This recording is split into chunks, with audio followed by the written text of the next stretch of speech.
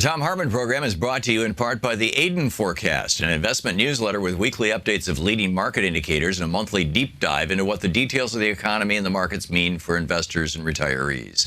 On the web at aidenmarkets.com. Wines have some of the highest pesticide levels in our food chain. This hour brought to you by ecowine.com. Pesticide-free wines, organic wines, imported from France by the Organic Wine Company, ecowine.com. Hartmann Program is brought to you in part by Super Beets. Super Beets are sourced from non-GMO beets, and they're packed with dietary nitrates, helping to produce nitric oxide for more energy, stamina, and support for healthy blood pressure levels naturally. For more information, call 800-223-8242 or visit tomsbeets.com. It's a Break the Net Day all over the internet. There are websites that are putting things up. We're going to put a graphic up on our website, and it's probably up there by now, pointing out that net neutrality, the vote or the announcement really from the FCC is supposed to come on Thursday, that they're going to turn our internet, our public utility internet, into a private space regulated by a small handful of multi-billion-dollar internet service providers, ISP companies. Comcast, Verizon, AT&T, you know the drill. And pretty soon, any of those companies could just decide, you know, that Hartmann guy he trash talks Comcast too much.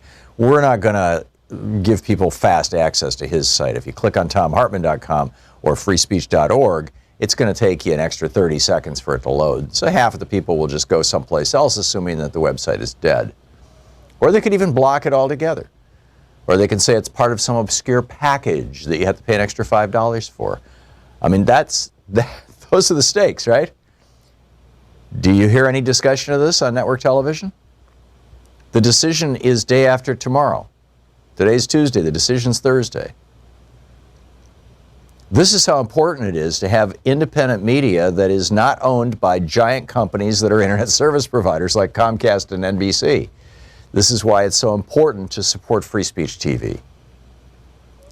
A special shout out and thanks to Carol Scott, William and Martha Halla, Dennis Payne, Karen Curlin, and Tom Johnson, who all donated $1,000, and I'm looking forward to getting together with each one of you.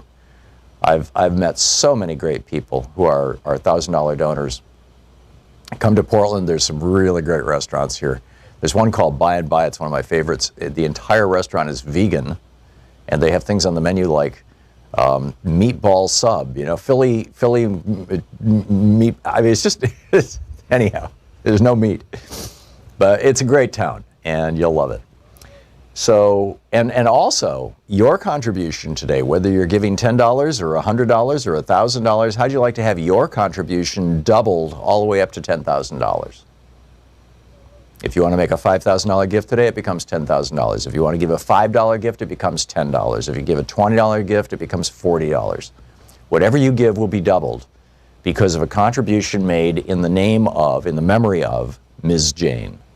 And we're very grateful for that. And thank you so much to the people who, the person who is remembering Ms. Jane with this $10,000 matching grant to Free Speech TV.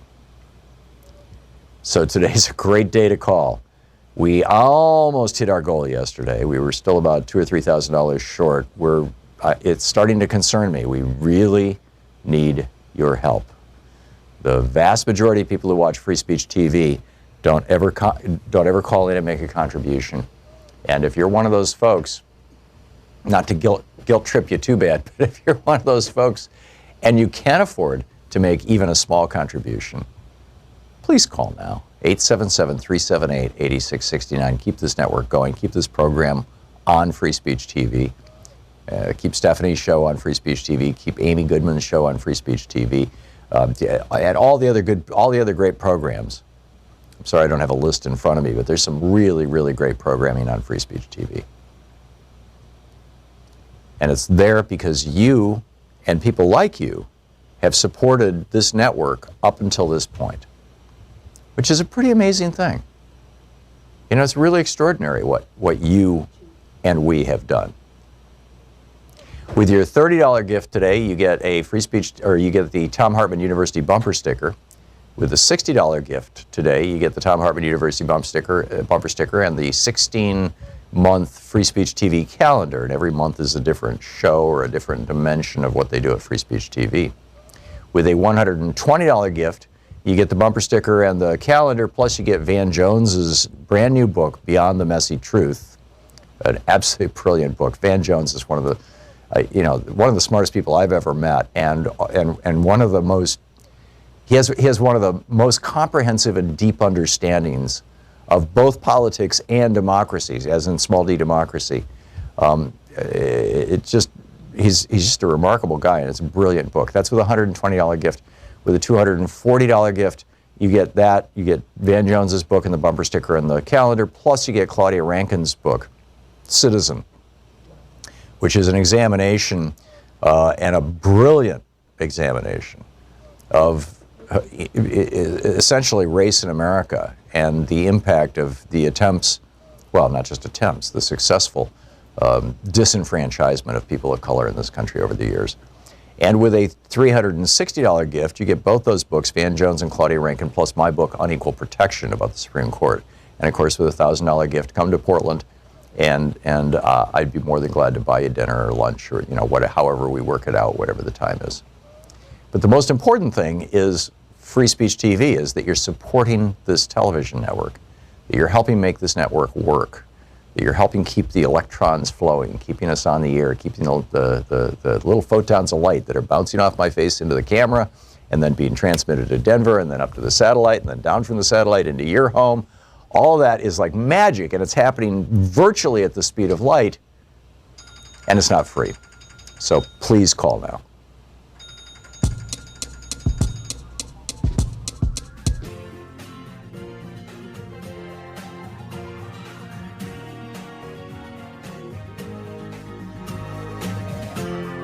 This is the Thom Hartmann Program. Greetings, my friends, patriots, lovers of democracy, truth, and justice, believers in peace, freedom, and the American way. Thom Hartmann here with you. Well, Donald Trump totally whacked out tweet this morning.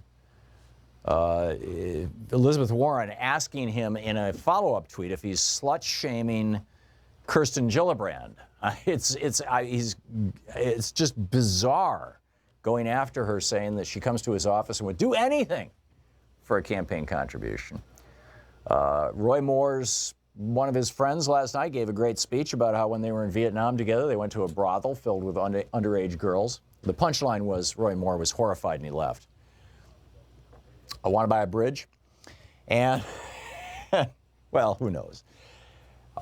Zephyr Teashout has some interesting thoughts on the whole Al Franken thing. There's just a lot in the news today. Of course, the election in Alabama, and at the top of the election in Alabama, we had Greg Palast on yesterday, and he was talking about how a judge in Alabama had just said that the voting machines in Alabama, the scanners that scan the ballots that you fill in, you fill in little circles, that the images that are kept on those by those voting machines need to be kept, because that's what's used for an audit. They don't actually audit the paper, they audit the images, oddly enough. And then the Alabama Supreme Court said, nah, you don't have to keep those images. That was later yesterday afternoon, after we got off the air. On the line with us to discuss this is Mimi Kennedy, the actor, activist, writer, supporter of Governor Don Siegelman, the board chair of Progressive Democrats of America, PDAmerica.org, star of the hit series Mom on CBS, although she's not here representing CBS. PDAmerica.org is the website. You can tweet her at Mimi Kennedy LA or at PDAmerica. Mimi, welcome back to the program. Thank you, Tom. I'm so glad to be here, but I'm not happy about the reason. I thought I was going to be telling you about a wonderful election integrity win by nonpartisan election integrity activist John Brakey in Alabama, getting a judge to agree that preserving the ballot images of all the paper ballots that are scanned is an important aspect of public documents preservation for all elections. It's a federal and a state law. But I'm here to tell you instead that once John got that ruling in the morning with 4 Alabama voter plaintiffs, a Republican, a Democrat, an independent, and a preacher, the state attorney general went right to court and told the judge, no, no, no, no, on behalf of the Secretary of State.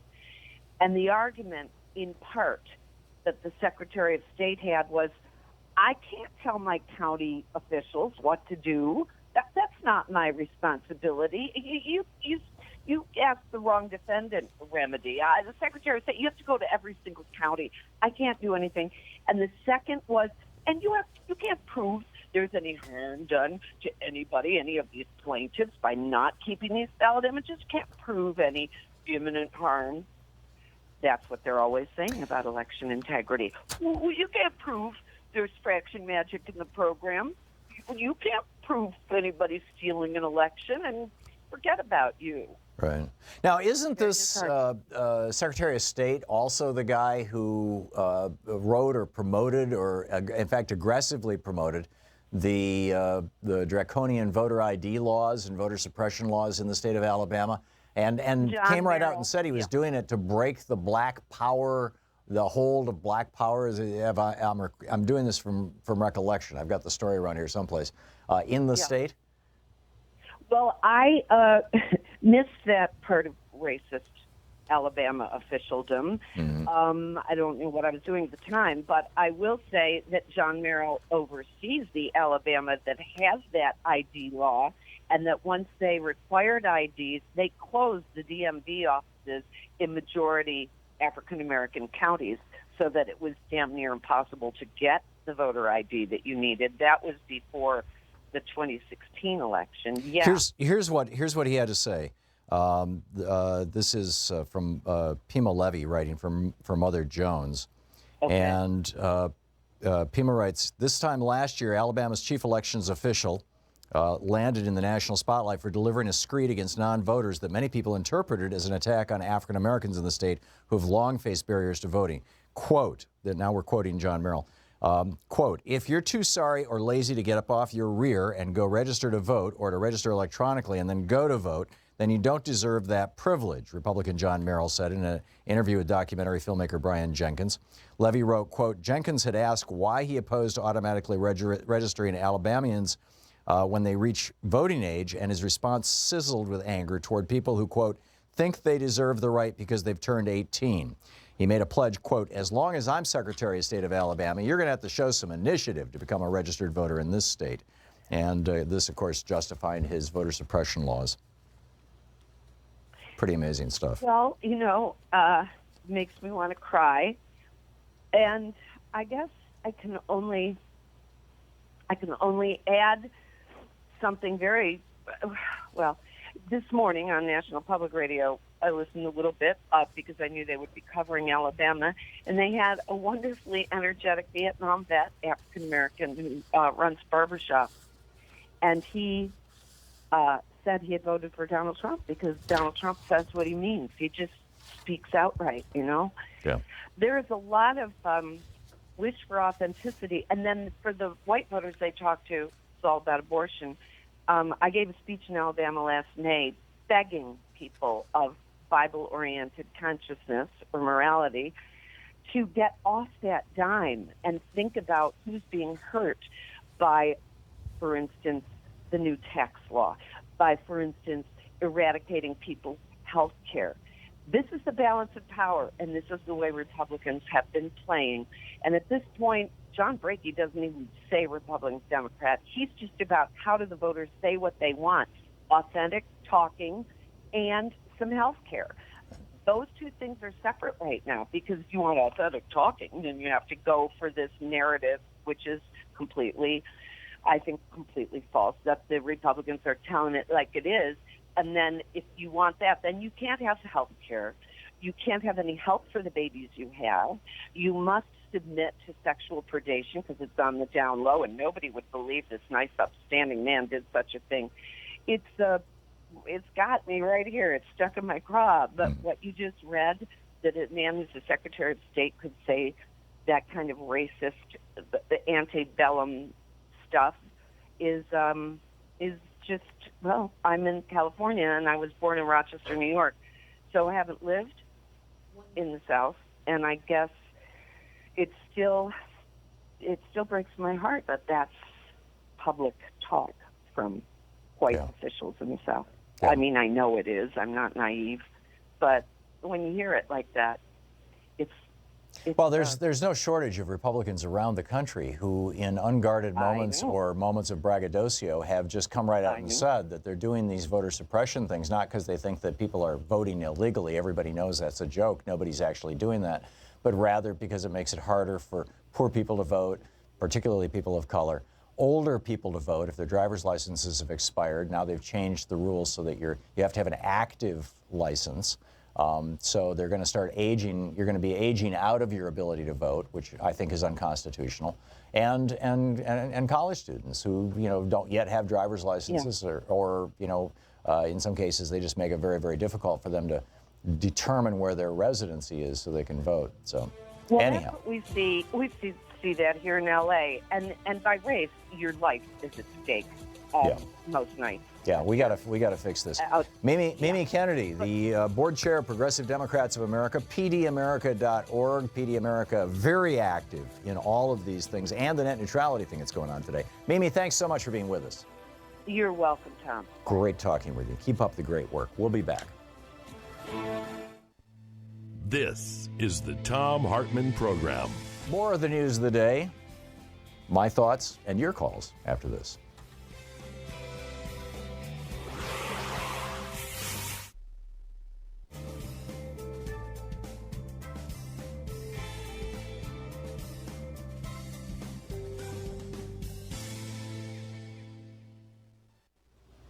And welcome back. Marta in Big Bear Lake, California. Hey, Marta, what's on your mind today?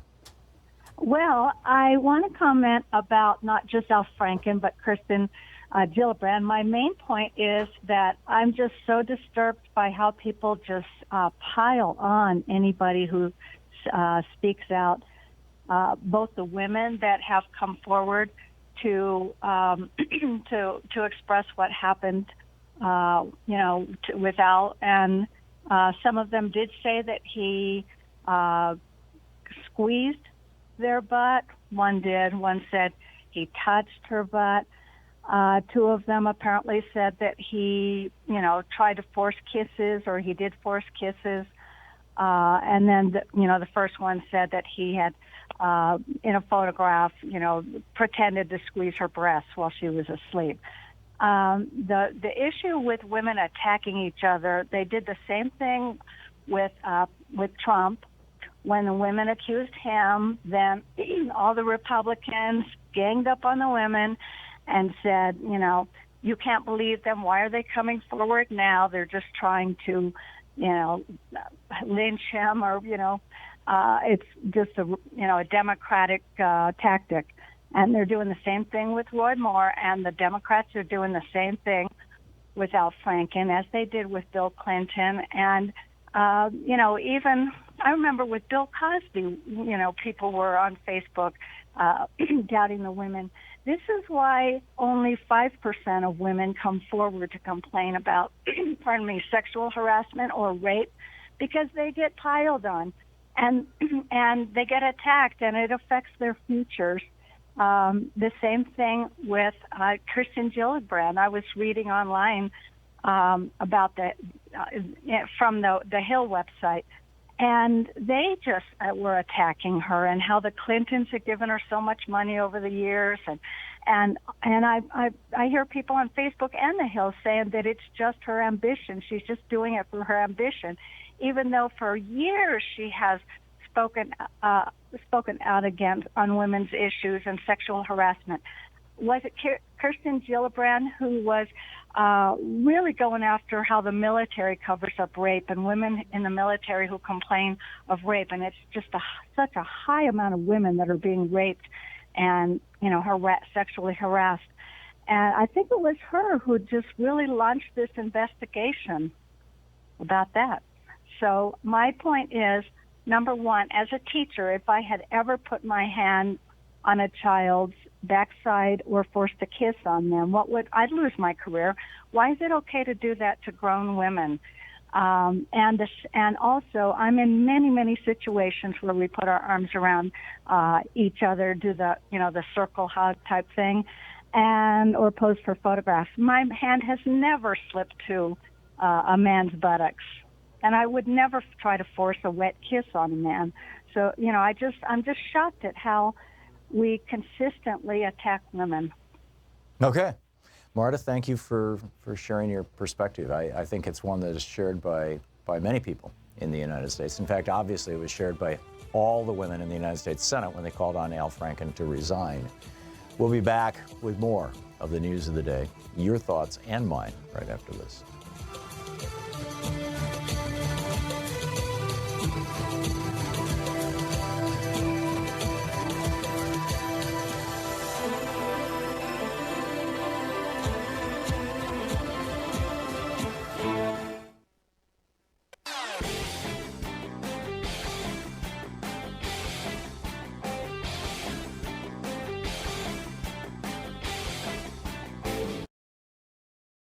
This year's election results have generated fear, sadness, and despair. In the days and months ahead, our democracy may face a crisis of historic proportions. But there is good news. There is good news. There is good news. Thousands of people are stepping forward in solidarity, resistance, and resolve. We join them. We join them. We join them. In standing with the most vulnerable communities among us. Those most likely to be targeted by new restrictions and policies. We will tell their stories here. Here on Free Speech TV. We will lift their voices here on Free Speech TV. In the difficult times ahead, know that we will be with you 24 hours a day. Every day. You are not alone. You are not alone. You are not alone. There are millions of us. Raising our voices and hearts together as one. We've got your back. We got your back. Free Speech TV's got your back. The revolution is in progress.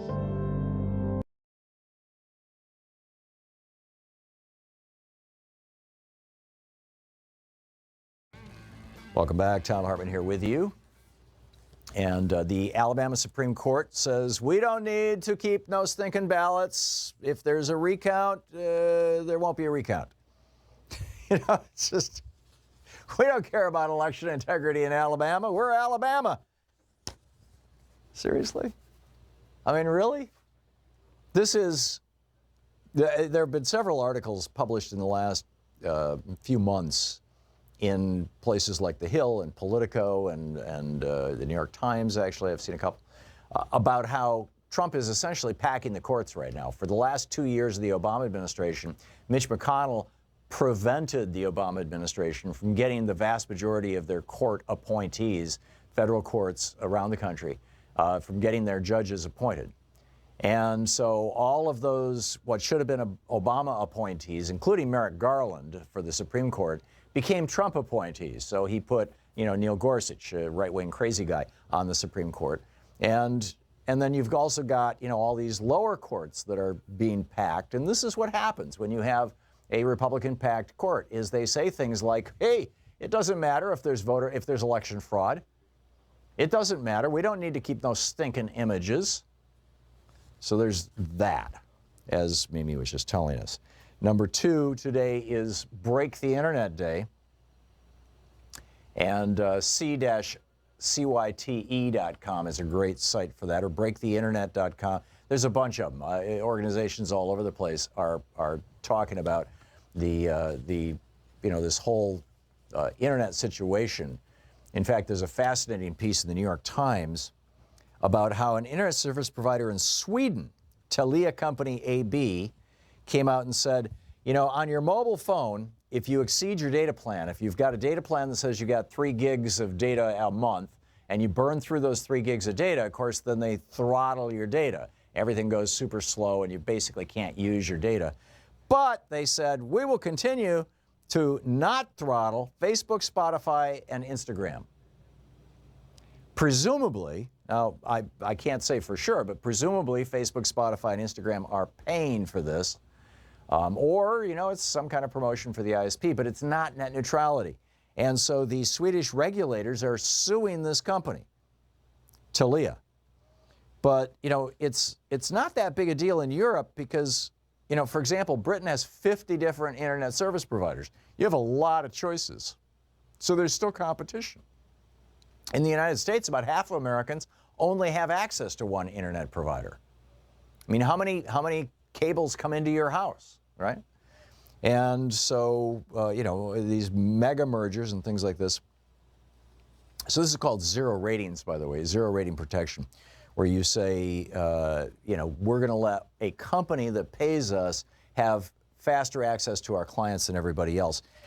It happened in India in February, and the regulators shut it down. This is from the New York Times piece today by Liz Alderman and Amy Sang. In February, Indian regulators shut down a separate Facebook zero rating deal with the mobile phone carrier Reliance Communications, saying carriers should not be, quote, allowed to shape the user's internet experience. And in Portugal, they're starting to break these things up. I mean, you're seeing ISPs all over the world saying, we control this data, and we can figure out ways to jack up the profits on this thing. And you know, if Ajit Pai blows up the internet day after tomorrow, you know, does away with net neutrality, it's going to be a horrible and messy thing for the United States. Okay, Kirsten Gillibrand. There were 4 people who called yesterday for Donald Trump to resign. 4 people. 3 of them were men. 1 of them was Kirsten Gillibrand. And so Donald Trump tweets out this disgusting tweet this morning. He says, lightweight Senator Kirsten Gillibrand, a total flunky for Chuck Schumer and someone who had come to my office, quote, begging, end quote, for campaign contributions not so long ago, parenthesis, and would do anything for them, close parenthesis. Now keep in mind, this is Donald Trump saying this about a woman. Is now in the ring fighting against Trump. Very disloyal to Bill and Crooked, used. Well, you know, Kirsten Gillibrand, she's sitting in I believe, in the old seat of Hillary Clinton. And she was helped by the Clintons in her political career. There's nothing wrong with that. You know, she's also come out and said Bill Clinton should have resigned when the Monica Lewinsky stuff came out. But now is Donald Trump, I mean, this is Elizabeth Warren tweets back and says, are you really trying to bully, intimidate, and slut-shame Senator Gillibrand? Do you know who you're picking a fight with? Good luck with that, Donald Trump. Nevertheless, she persisted. That's Elizabeth Warren. And Kirsten Gillibrand had earlier tweeted, you cannot silence me or the millions of women who have gotten off the sidelines to speak out about the unfitness and shame you, Donald Trump, have brought to the Oval Office. That's Kirsten Gillibrand. But is he suggesting that she offered him sex in exchange for campaign contributions? Because given Trump and Trump's history, when he says she'd do anything, that's what immediately comes to mind. Now, of course, he's going to say, oh, I didn't mean that. But what is his base going to think? We'll be back with your thoughts on all of this right after this. You're listening to the Thom Hartmann Program. Call 202-808-9925. More of the news of the day, my thoughts, and your calls right after this.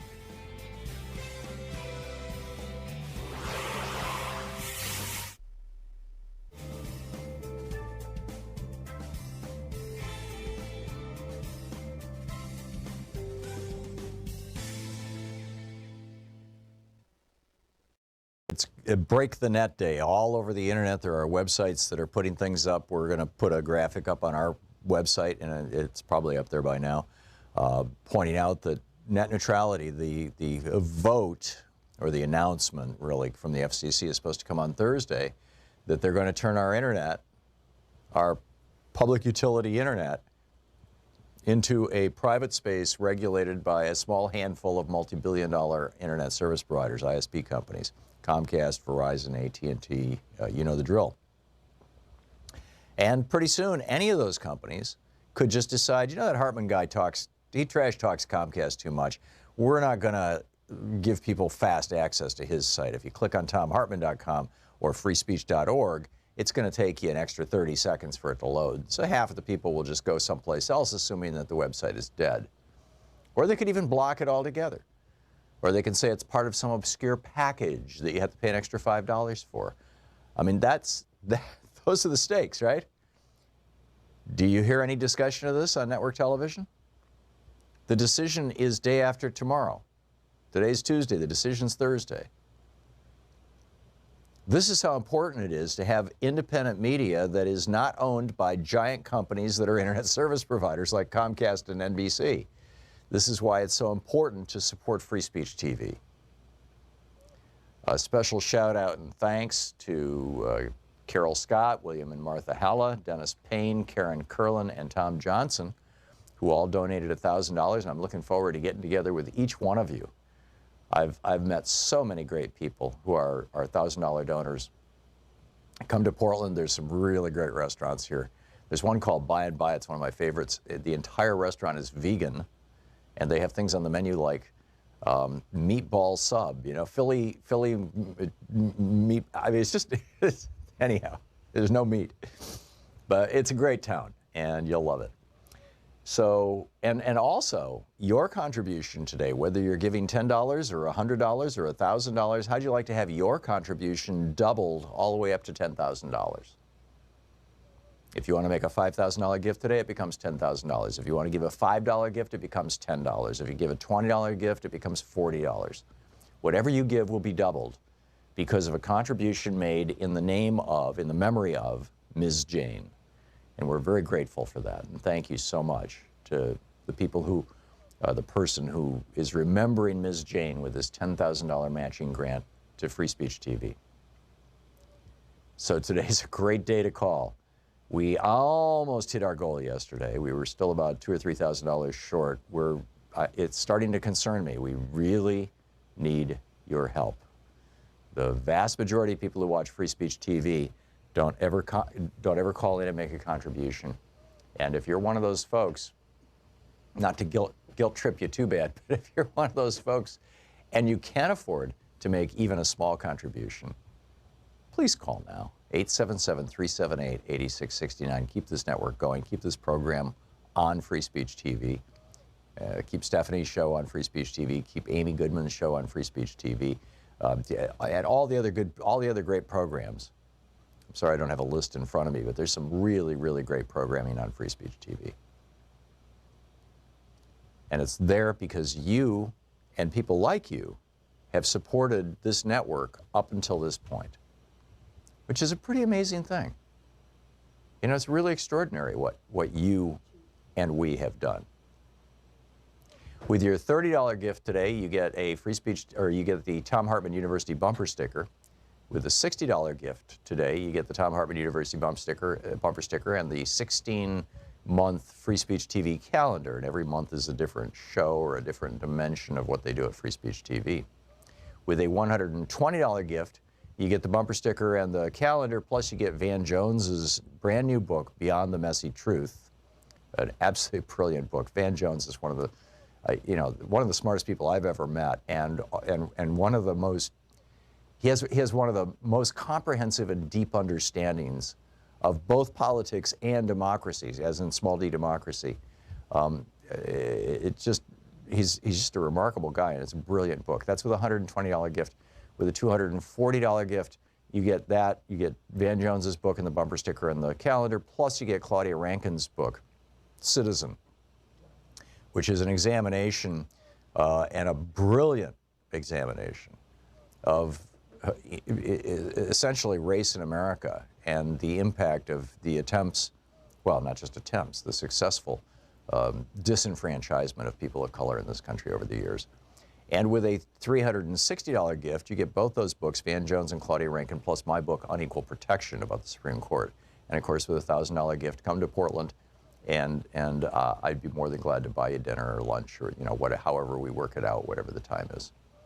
But the most important thing is Free Speech TV, is that you're supporting this television network, that you're helping make this network work, that you're helping keep the electrons flowing, keeping us on the air, keeping the little photons of light that are bouncing off my face into the camera and then being transmitted to Denver, and then up to the satellite, and then down from the satellite into your home.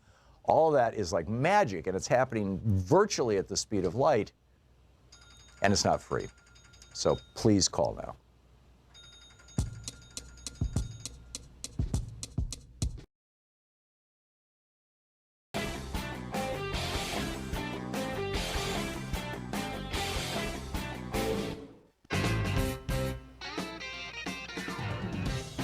Ana Navarro is tweeting in response to Donald Trump trashing Senator Gillibrand this morning and suggesting that she would do anything for him, to him, whatever, for a campaign contribution. Yes, he contributed to her and to the Democratic Party back in 2010. Ana Navarro writes, Donald Trump was a disgusting, unabashed misogynist before he ran for office. He was a disgusting, unabashed misogynist as a candidate. He is a disgusting, unabashed misogynist as president. He will die a disgusting, unabashed misogynist. Some things never change. Really, really, really well said. And in fact, I just retweeted it. It's like, spot on, Ana Navarro. Merlin in Madison, Wisconsin. Hey, Merlin, what's on your mind today? Hi, I'm calling to ask your listeners to do as I'm spending the day doing. I am calling every single member of Congress. I'm just north of 200 phone calls now, and asking them to go out on the floor of the House or the Senate and denounce Donald Trump for his sexual harassment of a sitting senator. This needs to be in the congressional record. Tweets are great. Social media is great. But this needs to be there for history, and it's just undeniable. It needs to be written in stone. And the Democrats and people of conscience of this country have to get serious about this person who is, I hate to say it, our president. At the very least, there needs to be a resolution of censure, a censure resolution coming out of both bodies. Yes. Which is, of course, the Republicans control them, and the Republicans are absolutely shameless. They care about money and power. They don't care about people or principles. And so it's probably not going to happen. But I think that what you're doing is very noble. I totally salute it, and I encourage other people to do the same, is call your elected officials and say it is time to, at the very least, censure Donald Trump. And at the most, I mean, is this an impeachable offense? The impeachment mechanism in the Constitution is not legal. It's political. It's very, very vague. It was intentionally made very, very vague. In fact, in the Federalist Papers, Alexander Hamilton comes right out and says, what's impeachable is whatever the politicians decide is impeachable. In other words, it's, we wanted it to be vague so that, we could cover a wide variety of possible exigencies, or however you say that word. And this is clearly one of them. I think this tweet, arguably is even impeachable. It's just absolutely horrifying. So, Merlin, I'm spot on. I'm with you. Have you called anybody yet? Have you gotten any responses? I have. I've had wonderful response. I've had not bad response from Republican senators and representatives' office. Mm-hmm. But they listen to what I have to say, and actually the Democrats are quite responsive to it. I started with female senators and representatives, and now I'm working my way through the men, through the Republicans, and I'm at something north of 200 right now. Wow. So you're literally calling all, 535 members of the House and Senate? Every single last one of them. If it takes me to the rest of the week, I'll do it. Wow. I'm impressed. Merlin, thank you for the inspiration and the example. I appreciate the call. Thank you so much. Mike in Richmond, Illinois. Hey, Mike, what's on your mind? Yeah, I just wanted to say that today is an important day in Alabama, and I hope that the undecided voters make the right decision and are on the right side of history and think about our children's future. I just wanted to ask you, what do you think would be the outcome of if Roy Moore wins, and how it would shape our country compared to a Neil Gorsuch appointment? I'm of two minds about this, Mike. I think if Roy Moore wins the election, it is going to be the beginning of a series of massive headaches for the Republican Party, because Roy Moore's nuts. I mean, he just, he says the stuff like his wife last night. Yeah, our lawyer is Jewish. We're not anti-Semitic. It's like, what? You know, it's seriously. And so if he wins, it becomes a real serious problem for the Republican Party. On the other hand, if Doug Jones wins, Doug Jones is a decent and competent politician who will probably be very, very popular in Alabama as Alabamans, watch him legislate and act on their behalf. And, he's a solid guy, but it's one fewer vote. There's one less vote in the United States Senate on the Republican side. They're down to 51 votes, which means that if they lose 2 people, they won't even be able to have Mike Pence break ties. So, I mean, right now they can afford to kick Susan Collins around or lie to her or whatever it is that they've been doing. But we must not have a white supremacist government, and we must not have a Republican Party turn into a white supremacist government. Oh, it's already there. It's already there. I mean, this tax bill is all about white supremacy. I think the Republicans are waiting for Roy Moore to get elected so they can celebrate. Well, we opened the president so they can celebrate their GOP tax plan. Yeah. I don't disagree, Mike. There's a lot riding on this thing, and it's going to be a real interesting outcome. Mike, thanks for the call. Brent in Hilliard, Ohio. Hey, Brent, what's on your mind today? Hey, Tom, I think I'm going to make some people mad. I call myself a logical liberal. I think we're probably going to lose in Alabama tonight, and I think that we have ourselves largely to blame for that. This idea that we can listen, Roy Moore is a horrendous senator, and it is terrible that let's assume guilt just because it doesn't make any difference. He's a serial pedophile rapist. That is not what makes him a terrible senator. He was a terrible senator without that. No, well, he's never been a senator. He was a Supreme Court justice, Brent. But I get what you're saying. He was a judge, but I'm saying that if you're casting a vote for him as a senator, the reason you should feel compelled not to vote for him as a senator makes no difference if he's a serial pedophile rapist. That has nothing to do with it. He's terrible without that. Why do we keep bringing that up? That adds motivation to the other side to come out and support him. I agree. I said this yesterday, and I said it in a tweet, Brent, that what the media is doing right now is the exact same thing they did in the year leading up to the November 2016 election, where Donald Trump ended up president.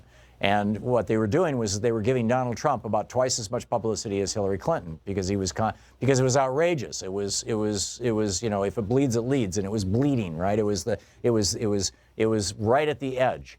And, the whole Billy Bush thing and everything else. And they're doing the same thing with Roy Moore. They're giving him mind-boggling amounts of publicity. And to people in Alabama who might not otherwise vote for him. My concern, Brent, is not so much that he's going to get elected because I agree with you. I think that, much of the coverage and particularly the focus on his sexual indiscretions or whatever you want to call that, his being a rapist or a pedophile or his, fill in the blank. I think that it needed to be said, it was said, and, but most people don't realize how toxic he is on the issues. But beyond that, the other big thing is you've got a Secretary of State who pushed through voter ID laws and then literally closed the driver's license offices in every single voting precinct that was more than 75% black so that black people could not get driver's licenses. This happened in Alabama. And that's, the voter suppression, if Roy Moore wins, it's going to be because of voter suppression if he wins by more than 2 or 3 points. It's going to absolutely be because of voter suppression in Alabama. And that is a crime. It's a crime against democracy. And it's happening in Republican-controlled states all across the United States, and we need to do something about it. Brent, thanks for the call. Peter in Winter Haven, Florida. Hey, Peter, what's on your mind? Hey, Tom, can you hear me well? Yeah, just fine. Okay, yeah, just real quick. Wisconsin is now the 28th state to pass a Article 5 convention to the balanced budget. And somebody on your program said that Duterte in Philippines won with the majority of the vote. He actually won with 39%. Right. The rest of the vote got split. Okay, so the main thing is that the DNC actually did not allow, in several states, they do not allow progressive primary challengers to Democrats in 2018 to access Voter Builder, which is, I'm surprised Larry Cohen didn't mention that yesterday. And that's apparently the golden standard for the DNC to access voters that voted in the past election, who's a Democrat, who's leaning Democrat. Right. Is there software voter database? Okay, so just letting you know, progressive candidates, Justice Democrats in Illinois, Washington State, and New York are having difficulty with this. So just letting you know. Okay, cool. Thank you, Peter. I'll look into it. John in Jeffersonville, Ohio. Hey, John, what's up? Oh, before I start, I'd like to just say, the lady that's calling all the members of Congress, you just go, girl. I love it. That is inspirational to me. Yeah, me too. But go ahead. No, it's yours, John. We got 40 seconds. Okay. Yeah, the main thing that I wanted to say today was that there's only 2 times I've disagreed with you, and you're never going to agree with everybody 100%. And on one of them, you finally won me over on, okay, and with a little bit of help from Donald Trump. It is time now not to be tearing down the Democratic Party. This circular firing squad is what I disagreed with you on. Right now, the bus is careening to a cliff. And if we don't get a Democrat in control of the steering wheel, once we get that and we can get it back on the road instead of going off the cliff, then we can debate on whatever issues that we might need to fix. It's kind of like a car having a flat. You don't just get rid of the car. Yep. You don't get a new car. No, you fix the car. Yep. And that lady that's calling all those people, she is in the process of fixing the car. Yep. And that's what I want to hear. If you are not, if you call in and you're running down the Democratic Party, the Cokes are sitting there saying, "Thank you, thank you." Yeah, this is why I challenged a couple of callers yesterday on that very issue. I'm not tolerating the Democratic circular firing squad, and haven't been for some time now. John, thank you for the call. Very, very well said. We'll be right back. You're listening to Thom Hartmann. Visit thomhartmann.com for audio and video archives. Roy Moore, net neutrality. Is there a Great Depression coming? There's so much to talk about. More right after this.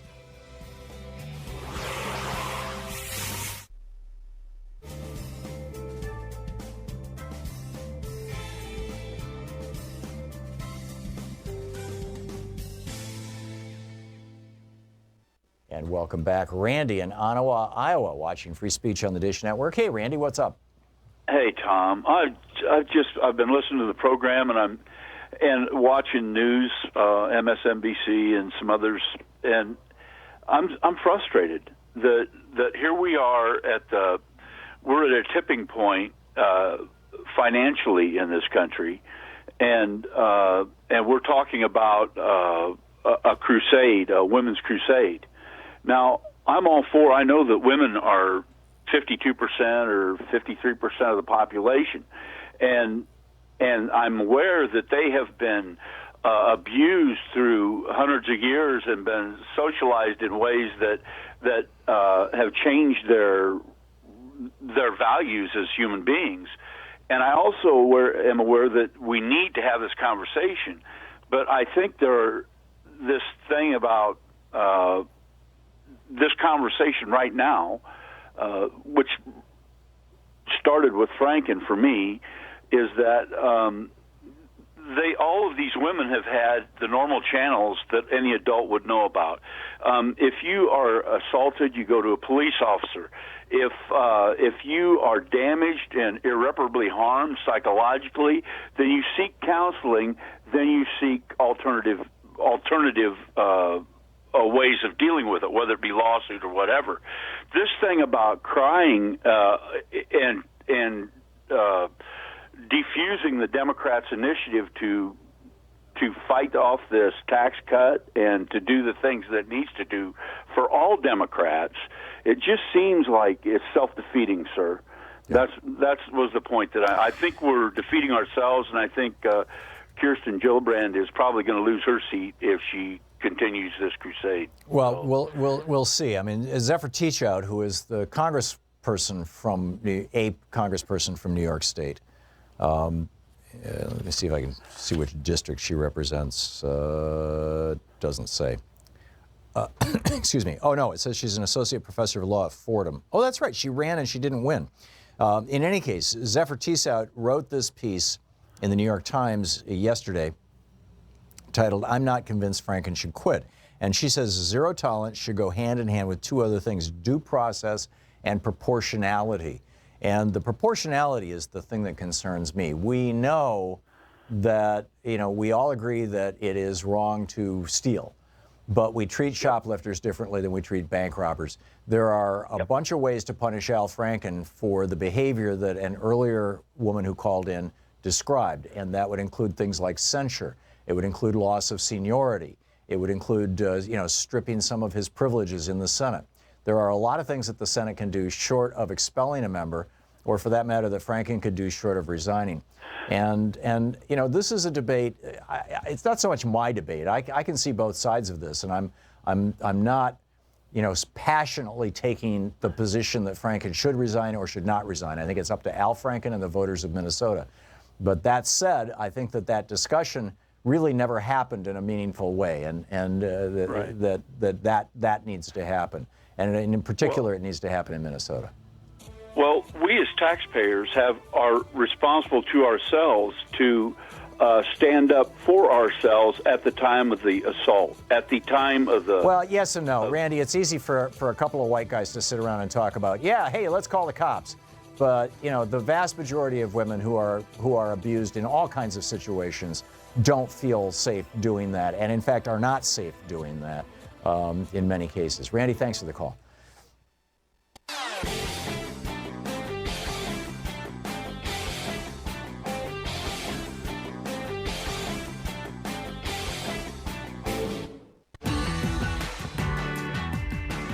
Welcome back. Thom Hartmann here with you. Skip in Seattle. Hey, Skip, thanks for listening to KBCS. What's up? Well, it's a great station. Thanks for giving them a plug. I've got a headache with this this track we're on with the Roy Moore thing, and I need a little bit of a breath of fresh air. And the shiny bauble that it presents to us is something that's keeping us from looking at your prediction of a depression in 2016. We get to pass on that because earthquakes and depressions take their time, and when they happen, they happen. You can't predict them exactly. But where are we on the path to that Great Depression that you've predicted? And anybody who's watched history would say, yeah, your prediction's pretty good. Where are we on that path today, Tom? I think we're within 12 months of it. I would encourage you to read Lawrence Summers' piece in either the New York Times or the Washington Post yesterday, in which he referred to the sugar high that our economy is experiencing right now. It's a pretty good description, actually, of what's going on. I've been saying for years, since 2009, that the Fed has been basically juicing the economy. The Fed loaned, as you recall, $29 trillion and gave, as I recall, $5 or $6 trillion in just outright gifts to big banks, wealthy people, big institutions, international organizations. Deutsche Bank got money from us in the bailout. It was all done in secret in 2008 and 2000, in the later parts of 2008 and early 2009, in order to try to stop a worldwide depression. But it was, the result of that is that we are in bubble territory right now. There was a piece this morning, I think it was over at Zero Hedge, which is, it's a right-wing blog, but sometimes they get some economic stuff right. And talking about how Bitcoin is now in a bubble even bigger than the Dutch tulip mania of the 1600s, the early 16, I think it was 1616 or something like that. The year that the Dutch tulip bulbs exploded. You get the South Sea Island mania. You've got the 1920 to 1929 real estate mania in the United States, down in the southern states, that led right, the popping of that bubble led right to the Great Depression in 1929. So yeah, I think that's where we're at, Skip. And I know that, I subscribe to the Aiden Forecast, this newsletter from Pamela and Marianne Aiden, the Aiden sisters, and it's just brilliant. And a year or two ago, they said, okay, time to get out of bonds and get into the stock market. This is going to be a major bullish market. And I thought, nah, I'm not going to trust this. And I've been sitting here watching as had I done that, my money would have doubled, right? Not that I'm some sort of massive wealthy investor or something, but, we all have a little bit of, or not we all, but I have a little bit of retirement money. And I've been so wary of the market, and I continue to be wary of the market. I just, like, any day now, they've got a new newsletter that's coming out tonight, so I'm looking forward to seeing what they say, because they're now starting to talk like, be very careful. In fact, they issued a sell order on one stock a couple days ago. So I think that, the correction is going to happen. It's, whether the correction is going to turn into a rout, we'll see. And a lot of it is going to depend on the Republican tax plan. I think if the Republican tax plan gets passed and gets signed into law by Trump, over the short term, it's going to juice the market tremendously because all these rich people are going to see all these tax benefits. Over the long term, it is absolutely going to crash the economy because of the way that it really bites into the income of average working people, who are the job creators. They're the ones who spend the money that drives the economy. And it's raising taxes on working people and it's cutting taxes on billionaires. It's basically a $5 trillion transfer of wealth over the next decade from working people to the so-called investor class, what I would refer to as the morbidly rich. And that's what's going on. So we'll see where it goes. Skip, thanks for the call. David in Goldens Bridge, New York. Hey, David, what's up? Yes. If Roy Moore is elected, isn't he perpetuating a fraud against the United States? He's violated his oath several times. He was removed from the bench. You swear an oath to the Constitution. If Alabama goes to seat him, doesn't that they're perpetuating the fraud also? The senators should not seat him. Well, what's the fraud? I mean, this is the thing about American politics, David. Is he swore an oath to the Constitution? Oh, I know that. I mean, the guy he violated when he was a Supreme Court judge. Right, and he got kicked out of the Supreme Court twice as a result of it in Alabama. So now it's up to the voters. He swears in as a senator, he has to take the same oath. You know he's lying. Yeah. He's proven it. So in other words, your bumper sticker, basically, if you were campaigning for Doug Jones, would be, essentially vote against Roy Moore, which is the argument that is being made so much in the press. I really am saddened by the fact that we're not hearing more about Doug Jones and what a great candidate he is. But in any case, your argument would be, this guy did not keep his oath of office twice on the Supreme Court. What makes you think he's going to keep his oath of office in the Senate? Right? But like I said, criminally, he's committing fraud because he has no intention of, abiding by the Constitution. Yeah, I'm not sure you can call that fraud, David, but politically, certainly it is. I don't disagree with you. David, thank you for the call. Bill in St. Helens, Oregon. Bill, we got a minute to the break. What's up? Yeah, just a real quick comment. To Mr. Pai, it's not net neutrality stifling innovation, it's lack of competition. So let's start getting rid of some of these laws and let's start fostering competition. Magic will happen. That's it. Well, the simple way to do that, Bill, is to start enforcing a law that's been on the books since 1881, the Sherman Antitrust Act, and break up some of these big companies. Watch how innovative they become. Yeah, I mean, that's what happened when Richard Nixon initiated the process. Jimmy Carter signed the final deal to break AT&T into 7 companies plus Lucian Technologies, which used to be called Bell Labs. And what happened was anybody who owned stock in AT&T saw their stock just go up tremendously because all those new, baby bells started getting innovative and competitive and competing among themselves and with other companies. And now, of course, AT&T has reconsolidated. And, it's as long as we do not have functional antitrust laws in this country, and Ronald Reagan stopped enforcing them in '82, leading to all this mergers and acquisition mania, we are not going to have competition. We're not going to have and decent pricing and all that sort of thing. Bill, thanks for the call. Very, very well said. And something that should be at the top of everybody's agenda is bringing back the enforcement of the Sherman Antitrust Act and breaking up some of these horrendously large monopolies. We'll be back. Stick around. More as we continue through our program right after this.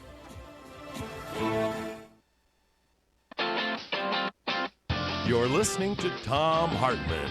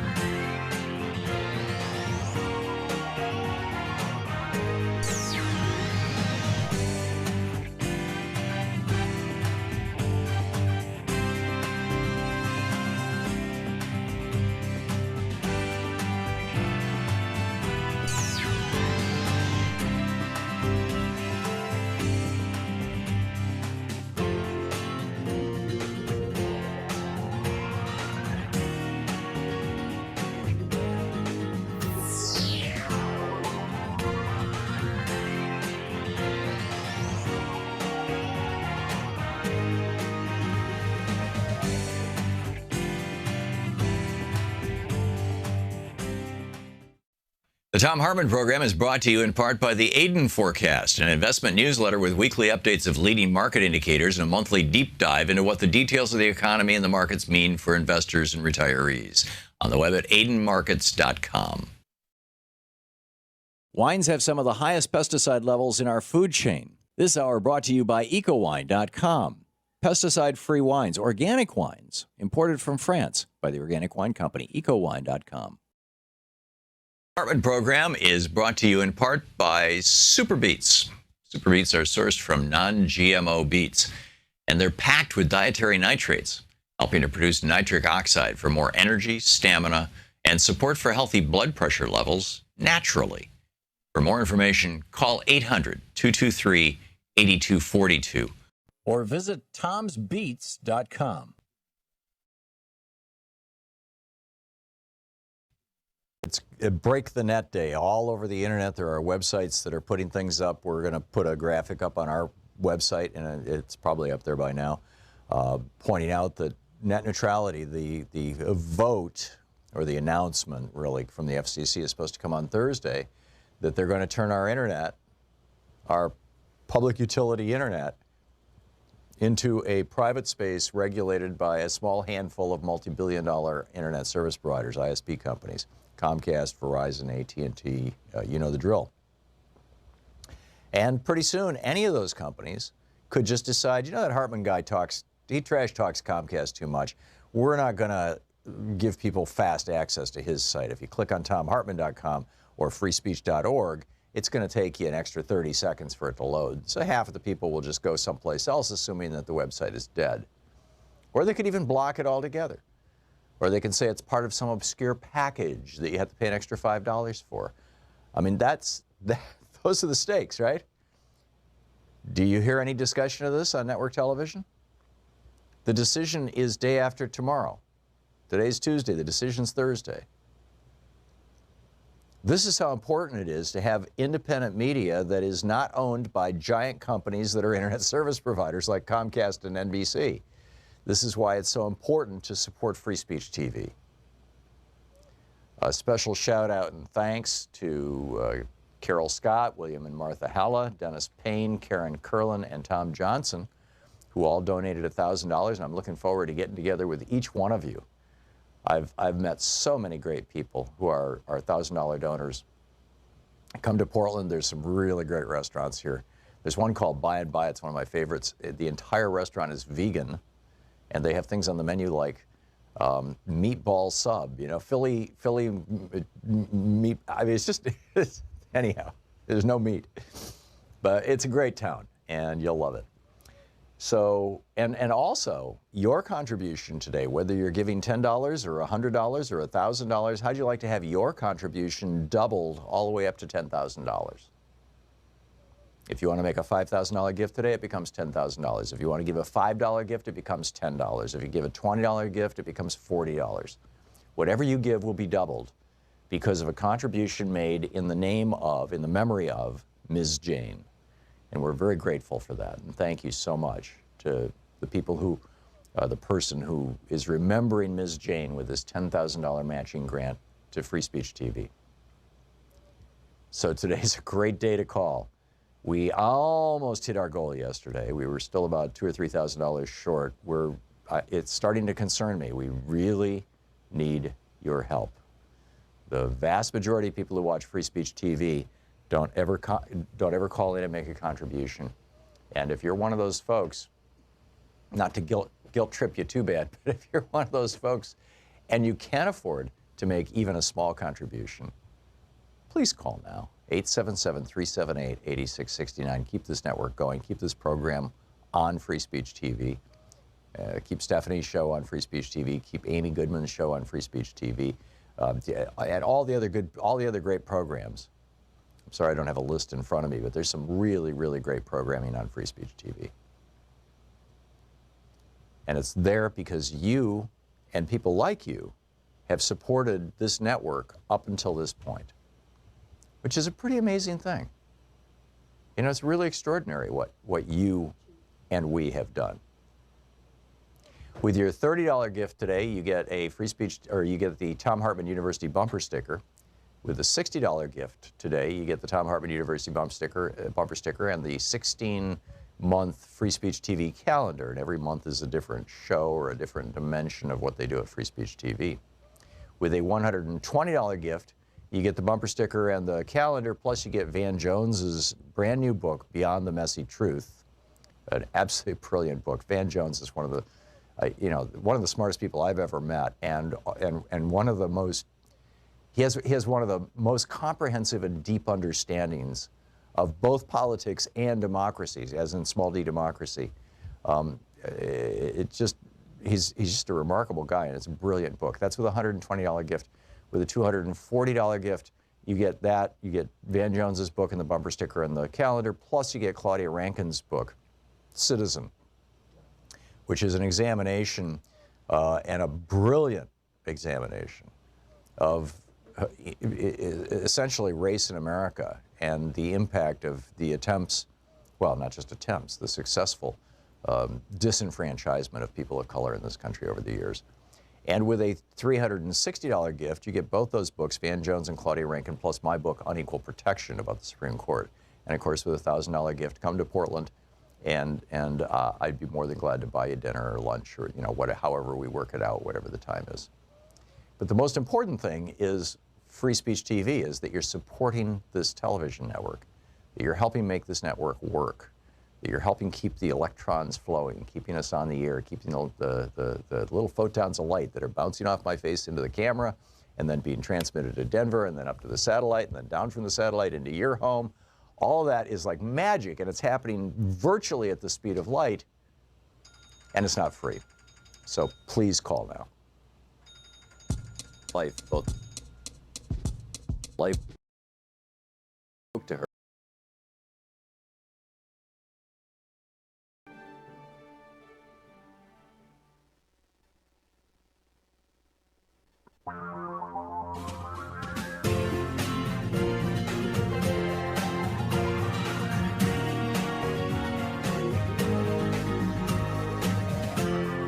This is the Thom Hartmann Program. Welcome back. Thom Hartmann here with you. We're up to 60 now, or nearly 60. I think it's like 58, something like that. Nearly 60 female Democratic lawmakers sent a letter to the House Oversight Committee asking for an official congressional investigation into sexual assault allegations against Donald Trump. 60 members of Congress. This is from a piece on Common Dreams by Jessica Corbett, a staff writer there. She writes, while the lawmakers acknowledge Trump should be allowed to present evidence in his own defense, they also note how, quote, the president's own remarks appear to back up the allegations, even though he has called all his accusers liars. Pretty amazing. And then, the whole Kirsten Gillibrand thing, this is outrageous. Lois Frankel of Florida, Brenda Lawrence of Michigan, and Jackie Spear of California are holding a press conference today on this issue. We'll see if it gets covered. And, Elizabeth Warren's stepping into the fray.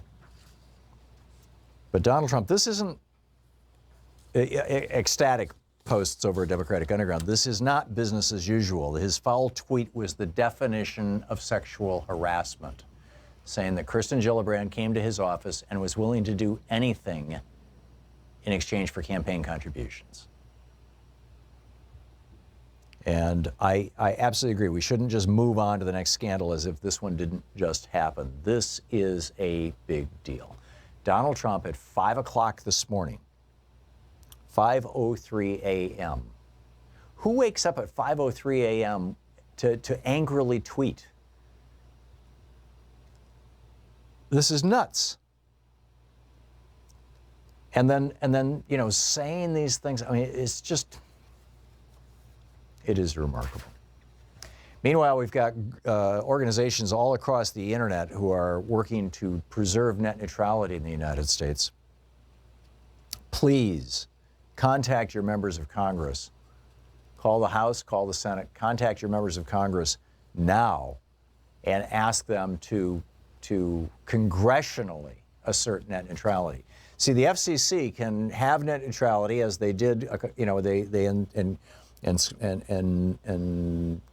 ensconced it, encoded it, built it into law or into regulation, actually, under Title II, the common carrier provision of the FCC rules. So the FCC can make net neutrality, the FCC can take away net neutrality, but Congress can override anything the FCC does. So if Ajit Pai, the former Verizon lawyer, goes ahead and day after tomorrow tries to hand, hundreds of billions of dollars in revenue, future revenue, to the ISP corporations who were once his boss, and I would argue are still his boss. I mean, the guy is using, phonied up so-called scientific research to prove that his net neutrality destruction isn't actually going to destroy net neutrality. It is a lie.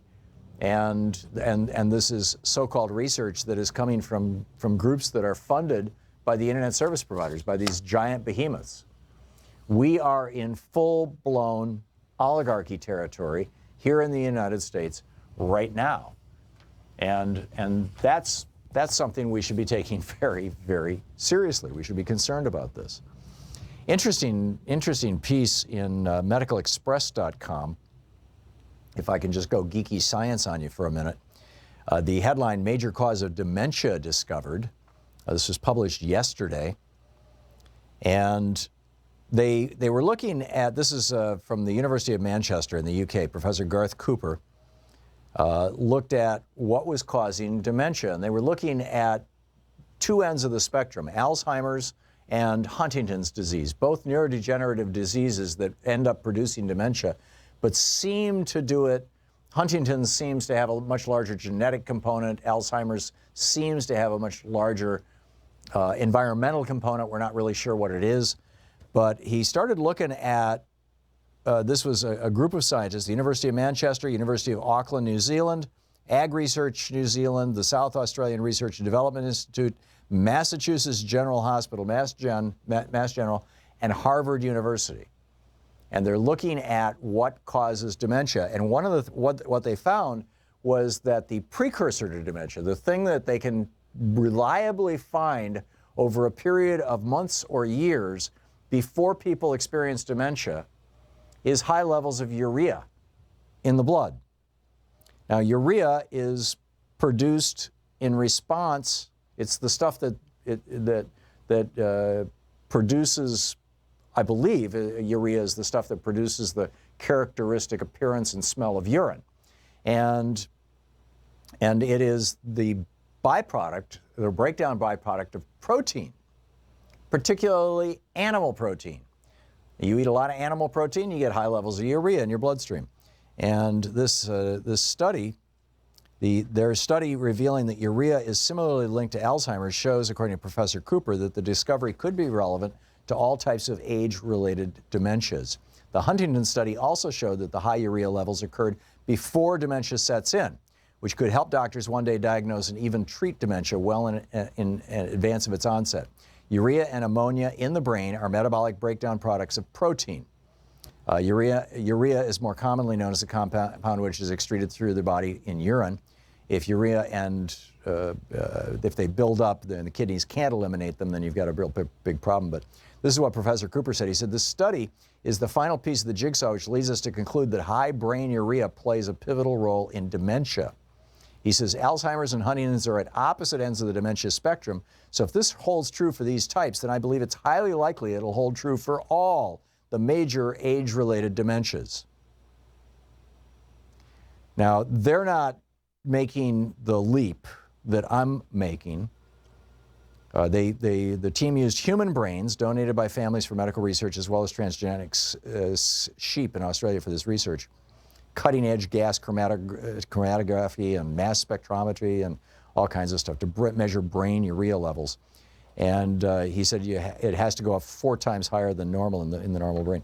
So whether this is a failure of the body to excrete urea or whether this is an excess of urea as a consequence of people eating very high protein diets, keep in mind, most Aboriginal and Indigenous people, when you look at their diets, regardless of where they are in the world, about 14 to 17% of their diet, if my recollection is correct. It's been a few years since I read this science, but it's in that neighborhood. It's well under 20% of their diet is meat or dairy products and things associated with animal products. And about 80, 85% of their diet is vegetable matter. So, you know, many Americans are getting as many as half their calories from meat, you know, eating burgers and whatnot. And so you wonder, is this the thing that's causing dementia? I don't know. But I think a plant-based diet, in addition to preventing heart disease, a friend of mine, I was speaking with on the phone on Saturday. He's 75 years old. 2 years ago, he was told he had a widowmaker in his artery feeding his heart, and that if he didn't have either a stent or open heart surgery, he'd be dead in a year and a half. So he went on a complete vegan diet, eliminated all animal products, all dairy products, and I've had dinner or lunch with my friend Earl probably 2-3 dozen times in the couple of years since he got that diagnosis. And he is so rigorous, so rigorous about his diet. And he told me last week he had a stress test and a complete, the EKG, the run on the treadmill, the whole thing, and he is clean as a whistle, right? He no longer has heart disease. You can reverse heart disease by going on a totally plant-based diet. So anyhow, a little bit of science to break up the insanity, the general insanity of the day. But, I know y'all want to get back to politics. We will do that right after this break. It's coming up on 15 minutes past the hour on the Thom Hartmann Program. Back with more of the news of the day and your calls right after this. This is the Thom Hartmann Program. Stick around. Your thoughts on what Roy Moore or Doug Jones winning will mean for the future of this country.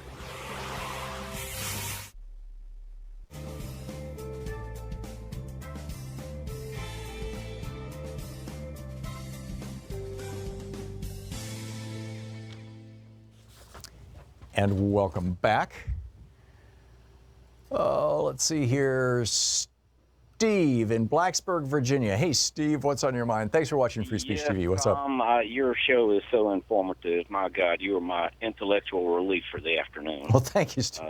What's when your show first came on, right after 12 o'clock, Donald Trump just signed a bill today for the military. Giving away a couple $100 billion more to the Pentagon, I reckon. Oh, my. But the whole time he was standing there, Mike Pence was just standing right behind him, just staring at him. And it's like, I never saw his lips move. He's the best ventriloquist in the world. So, interesting. Is there a makes Jeff Dunham look like an amateur? yeah. Is there a hole in the back of his sports coat for Mike Pence to put his hand in there to move Trump's I think lips? He might do it with mind control. He might be one of those lizard people. There you go. It's entirely possible, Steve. It's entirely possible.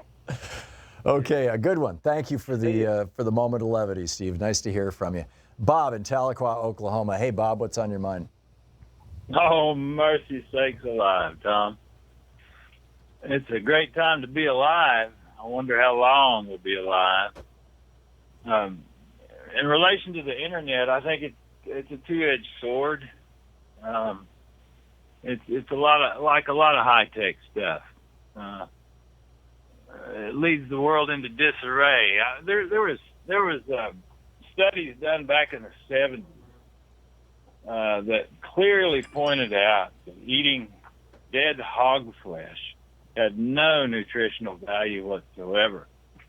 This is medical research done at Cornell University, and also China did studies in the 70s that clearly indicated that other than eating a bunch of meat and drinking alcohol, the one other thing that caused cancer predominantly was air pollution. Yeah. So these are things that have been known for a long time, and I won't get into the cannabis issue, but if we're going to make this right, we've got to do it from the ground up. It's not going to be done from satellites. Satellites can be helpful, but as long as this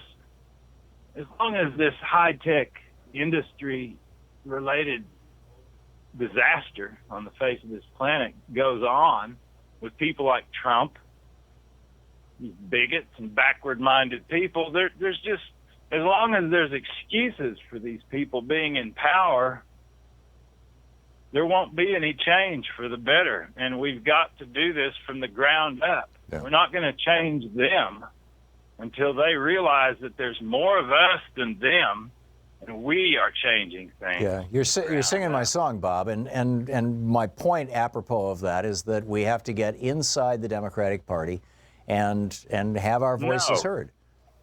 I disagree. I think we have to do this and be heard with or without the Democratic Party. I'm registered to vote. I take part in the system. I write letters. Well, you're right. You can be a political activist outside of the Democratic Party. But what I'm telling you, Bob, I'm all in favor of all the outside groups. I promote them all the time. Move to Amend, Progressive Democrats of America, et cetera. But that said, really, the laws are made by elected politicians, and the politicians get to where they are via the mechanism of the two political parties. So if you really want to have an influence on the fate and future of this country, get inside the political parties and have some say. We'll be back.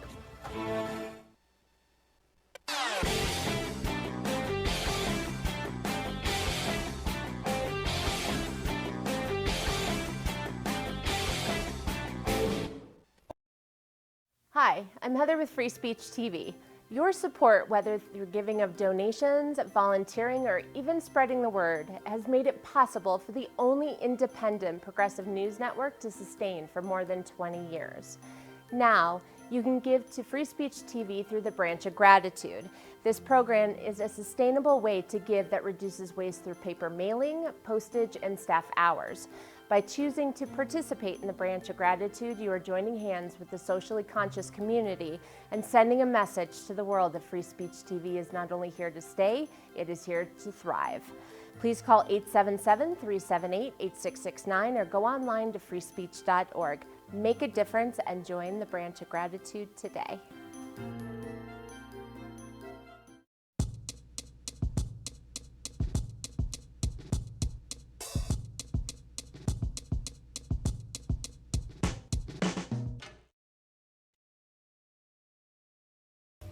Welcome back. Thom Hartmann here with you. And Rudy in Atlanta, your thoughts on a Moore victory or a Jones victory?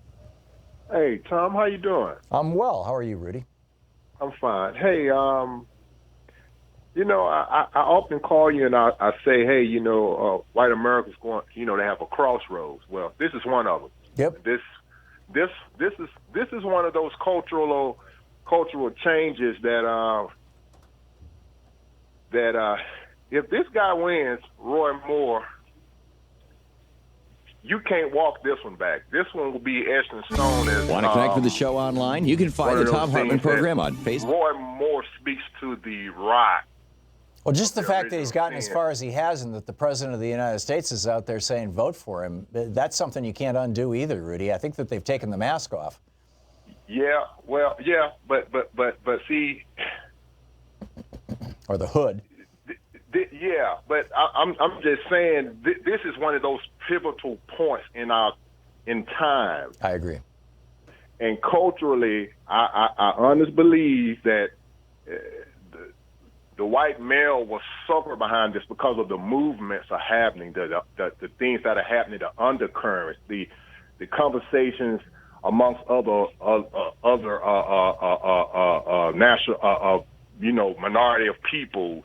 The world. I mean, it's so many people, so many things wrapped up into what this guy represents. The nastiness, and this, I honestly, because when you really look at it, you have to look at the future of what this means to this country. I was just thinking about what Bob was saying. Bob is saying that culturally we have to take this country back. We have to do something culturally right, because this right here speaks to rot. I mean, just this rot. Yeah. And it's nothing good about what this guy potentially can mean to this country.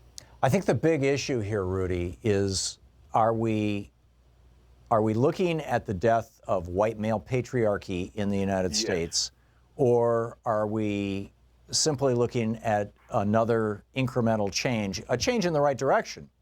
The arc is long, but it bends in the direction of justice. And Tom, when we spoke before, we was talking about the cancer of what's happening, of hatred and bigotry, all of these things. Now it's beginning to be identified.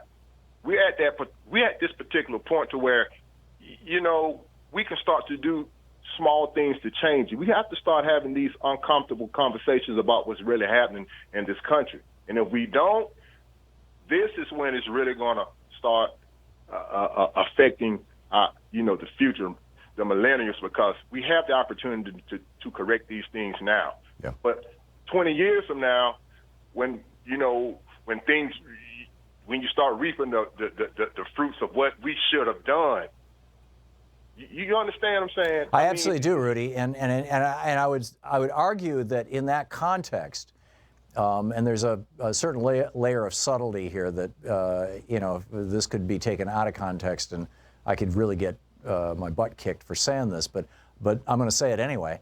I think that there is a certain amount of blessing to all of us in the Trump presidency and in the Roy Moore candidacy. I totally agree, Tom. In that suddenly Americans, white people can no longer deny that white supremacy is real, that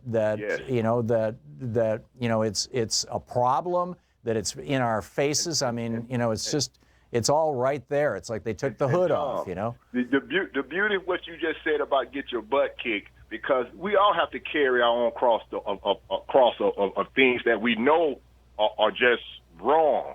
Yeah. This guy is wrong. Yeah. He's wrong. He's toxic. He's poisonous to democracy. Both Roy Moore and Donald Trump. And like I said, I think it's waking up a hell of a lot. I know it's waking up an entire generation, the millennial generation, or a large chunk of the millennial generation, and that's a really good thing. I didn't mean to interrupt, but how can a Christian man of any moral compass, and let's just take religion out of it. I have 2 daughters and a granddaughter, and to imagine someone, a 14-year-old kid. Yeah, it's and Tom. But this speaks to it. Even I'm sorry, Ree. Finish. This, you know what? I have a lot of white male friends. But it really doesn't matter. This is nasty. This can potentially just destroy a lot of things in Alabama. I have a lot of friends out there, but it's bad for business too. It's just bad. It's just rotten. But it goes way beyond sex, Rudy. The sex part is salacious. The sex part is what hits the front pages because it's sex. Sex sells. Everybody loves salacious stuff. But the reality is that Roy Moore is saying that Muslims should not be allowed to participate in American society, that women should not be allowed to vote in the United States. Yeah. This is beyond just a guy who is a pervert. This is a guy who is representing the values of the, quote, Old South, which are not American values. Exactly. And that is what needs to change. Rudy, thank you so much for the call. Very, very well said. As always, good talking with you. We'll be right back.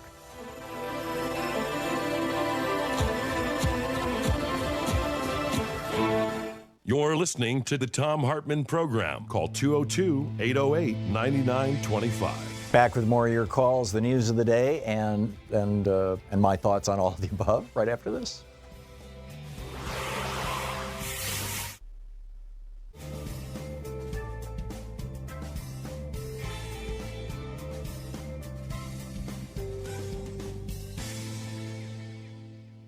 It's Break the Net Day. All over the internet, there are websites that are putting things up. We're going to put a graphic up on our website, and it's probably up there by now, pointing out that net neutrality, the vote, or the announcement, really, from the FCC is supposed to come on Thursday, that they're going to turn our internet, our public utility internet, into a private space regulated by a small handful of multi-billion-dollar internet service providers, ISP companies. Comcast, Verizon, AT&T, you know the drill.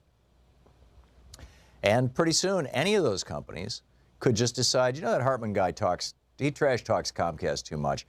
we're not going to give people fast access to his site. If you click on thomhartmann.com or freespeech.org, it's going to take you an extra 30 seconds for it to load. So half of the people will just go someplace else, assuming that the website is dead. Or they could even block it altogether. Or they can say it's part of some obscure package that you have to pay an extra $5 for. I mean, those are the stakes, right? Do you hear any discussion of this on network television? The decision is day after tomorrow. Today's Tuesday, the decision's Thursday. This is how important it is to have independent media that is not owned by giant companies that are internet service providers like Comcast and NBC. This is why it's so important to support Free Speech TV. A special shout out and thanks to Carol Scott, William and Martha Halla, Dennis Payne, Karen Curlin, and Tom Johnson, who all donated $1,000, and I'm looking forward to getting together with each one of you. I've met so many great people who are $1,000 donors. Come to Portland, there's some really great restaurants here. There's one called By and By, it's one of my favorites. The entire restaurant is vegan, and they have things on the menu like meatball sub, you know, Philly meat. I mean, it's just, anyhow, there's no meat. But it's a great town, and you'll love it. So, and also, your contribution today, whether you're giving $10 or $100 or $1,000, how'd you like to have your contribution doubled all the way up to $10,000? If you want to make a $5,000 gift today, it becomes $10,000. If you want to give a $5 gift, it becomes $10. If you give a $20 gift, it becomes $40. Whatever you give will be doubled because of a contribution made in the name of, in the memory of, Ms. Jane. And we're very grateful for that. And thank you so much to the people who, the person who is remembering Ms. Jane with this $10,000 matching grant to Free Speech TV. So today's a great day to call. We almost hit our goal yesterday. We were still about $2,000 or $3,000 short. It's starting to concern me. We really need your help. The vast majority of people who watch Free Speech TV don't ever call in and make a contribution. And if you're one of those folks, not to guilt trip you too bad, but if you're one of those folks and you can't afford to make even a small contribution, please call now. 877-378-8669. Keep this network going. Keep this program on Free Speech TV. Keep Stephanie's show on Free Speech TV. Keep Amy Goodman's show on Free Speech TV. And all the other great programs. I'm sorry I don't have a list in front of me, but there's some really, really great programming on Free Speech TV. And it's there because you and people like you have supported this network up until this point, which is a pretty amazing thing. You know, it's really extraordinary what you and we have done. With your $30 gift today, you get a Free Speech, or you get the Thom Hartmann University bumper sticker. With a $60 gift today, you get the Thom Hartmann University bumper sticker and the 16-month Free Speech TV calendar. And every month is a different show or a different dimension of what they do at Free Speech TV. With a $120 gift, you get the bumper sticker and the calendar, plus you get Van Jones's brand new book, Beyond the Messy Truth, an absolutely brilliant book. Van Jones is one of the, one of the smartest people I've ever met, and one of the most. He has one of the most comprehensive and deep understandings of both politics and democracies, as in small d democracy. He's just a remarkable guy, and it's a brilliant book. That's with a $120 gift. With a $240 gift, you get that. You get Van Jones's book and the bumper sticker and the calendar, plus you get Claudia Rankin's book, Citizen, which is an examination and a brilliant examination of essentially race in America and the impact of the attempts, well, not just attempts, the successful disenfranchisement of people of color in this country over the years. And with a $360 gift, you get both those books, Van Jones and Claudia Rankin, plus my book, Unequal Protection, about the Supreme Court. And of course, with a $1,000 gift, come to Portland, and I'd be more than glad to buy you dinner or lunch or, however we work it out, whatever the time is. But the most important thing is Free Speech TV, is that you're supporting this television network, that you're helping make this network work, that you're helping keep the electrons flowing, keeping us on the air, keeping the little photons of light that are bouncing off my face into the camera and then being transmitted to Denver and then up to the satellite and then down from the satellite into your home. All that is like magic, and it's happening virtually at the speed of light, and it's not free. So please call now.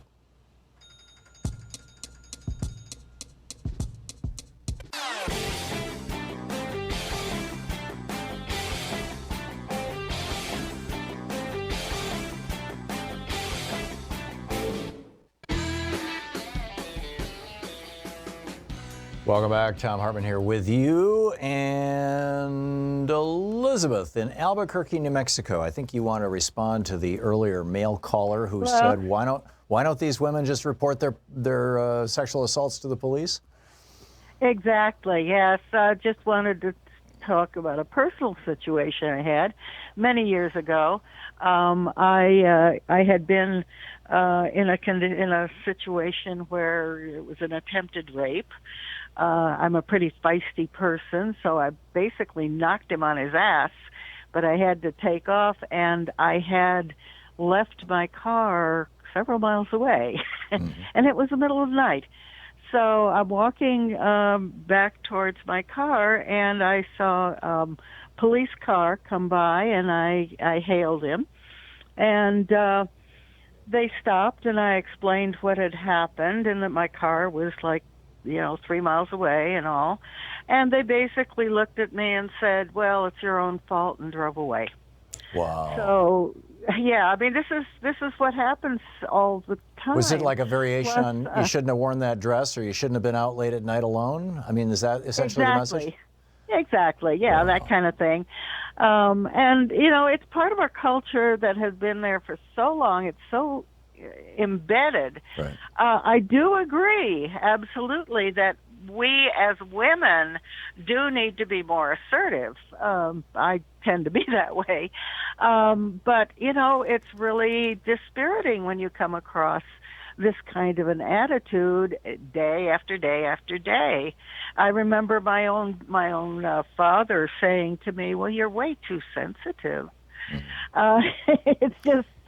Right, and the implicit we face. Yeah, and the implication of all that, and it's not even, I mean, it's not even subtle, but the implication of all that is basically that men's sex drives are continuously out of control, and that's normal, and that women are the property of men. I mean, when I hear men saying, even to attack Roy Moore, I have daughters and granddaughters.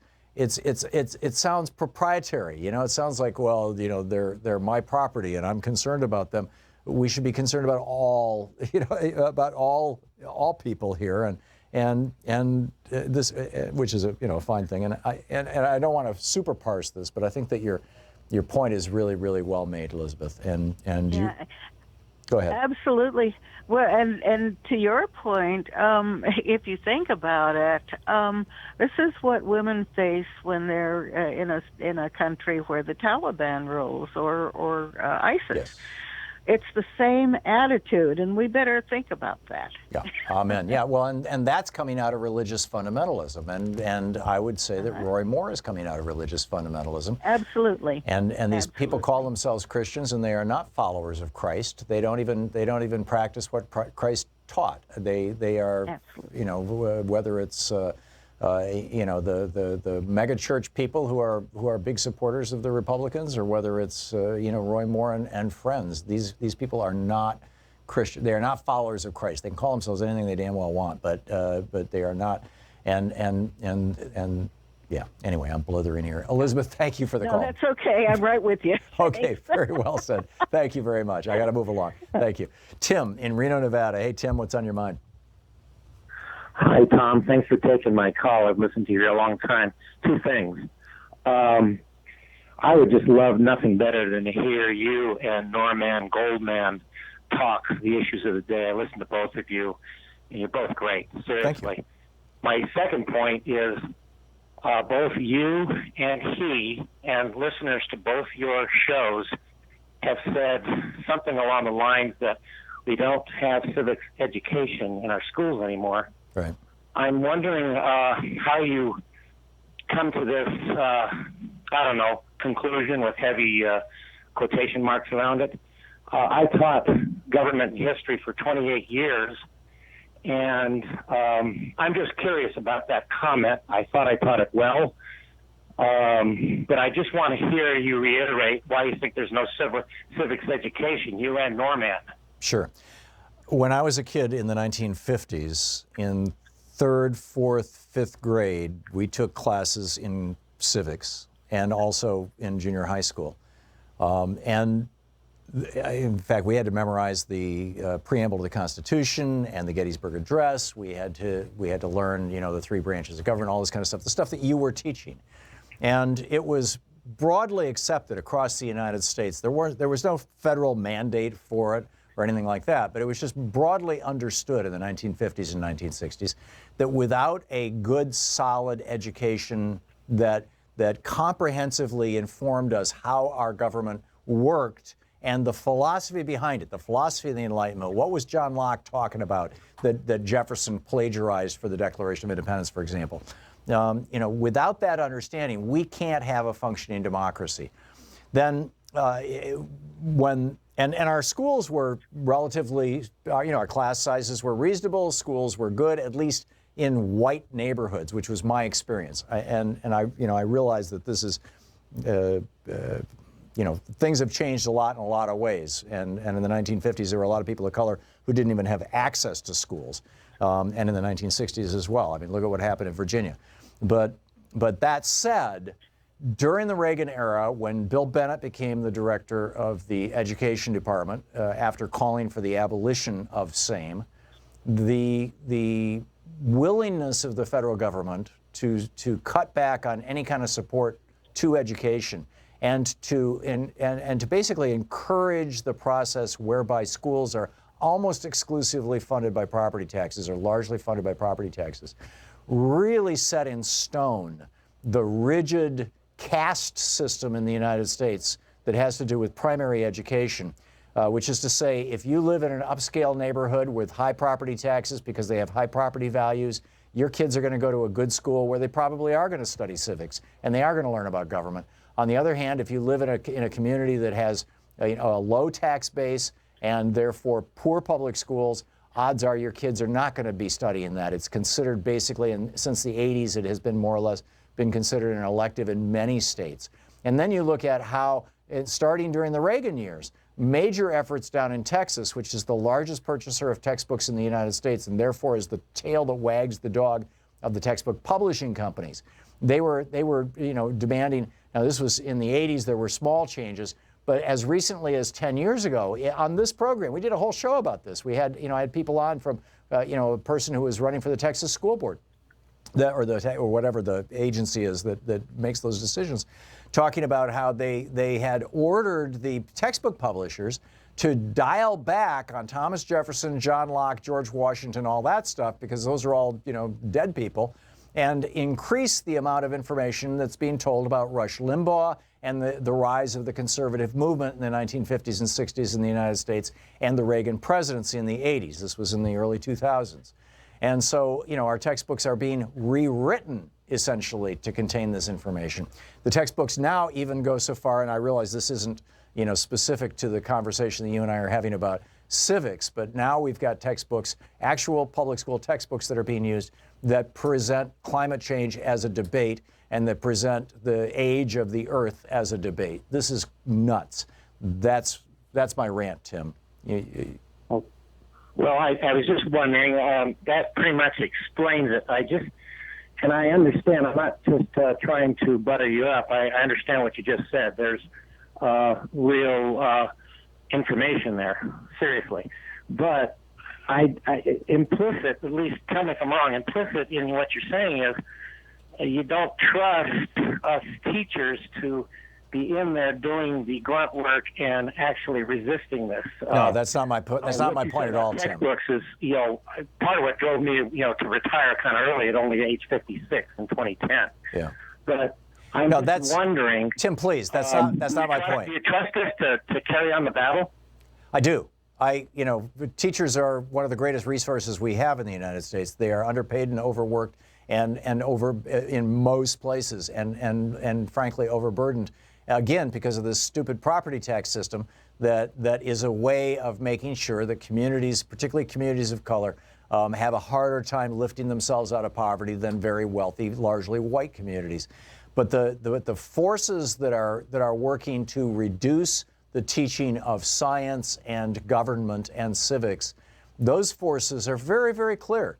These are political forces that are being motivated by religious fanatics and by the fossil fuel industry, almost exclusively. And they are there and present, and they are pushing their agenda. They're pushing their agenda in the form of the textbooks. And we now have this thing of Scientology. I don't know if you saw this, but this is from the Huffington Post yesterday. Inside the voucher schools that teach L. Ron Hubbard but say they're not Scientologists, Betsy DeVos wants to expand school voucher programs throughout the U.S. Get ready for that list to include schools that promote Scientology. Turns out there's 8,000 schools in the United States right now, virtually all of them private schools, many of them for-profit schools, many of them not for-profit, but nonetheless these private schools that are teaching L. Ron Hubbard. And this is the stuff that Betsy DeVos is promoting. We have, this is not an issue of teachers, Tim. This is an issue of structural stuff that is doing tremendous damage to the United States, to our school systems, to our students, and frankly to our political culture. It's very, very troubling, in my opinion. Tim, I got to run, but thank you for the call. We'll be right back. It's coming up on 15 minutes before the hour. In about 5 minutes, we'll be checking in with Luke Vargas from Talk Media News. Stick around.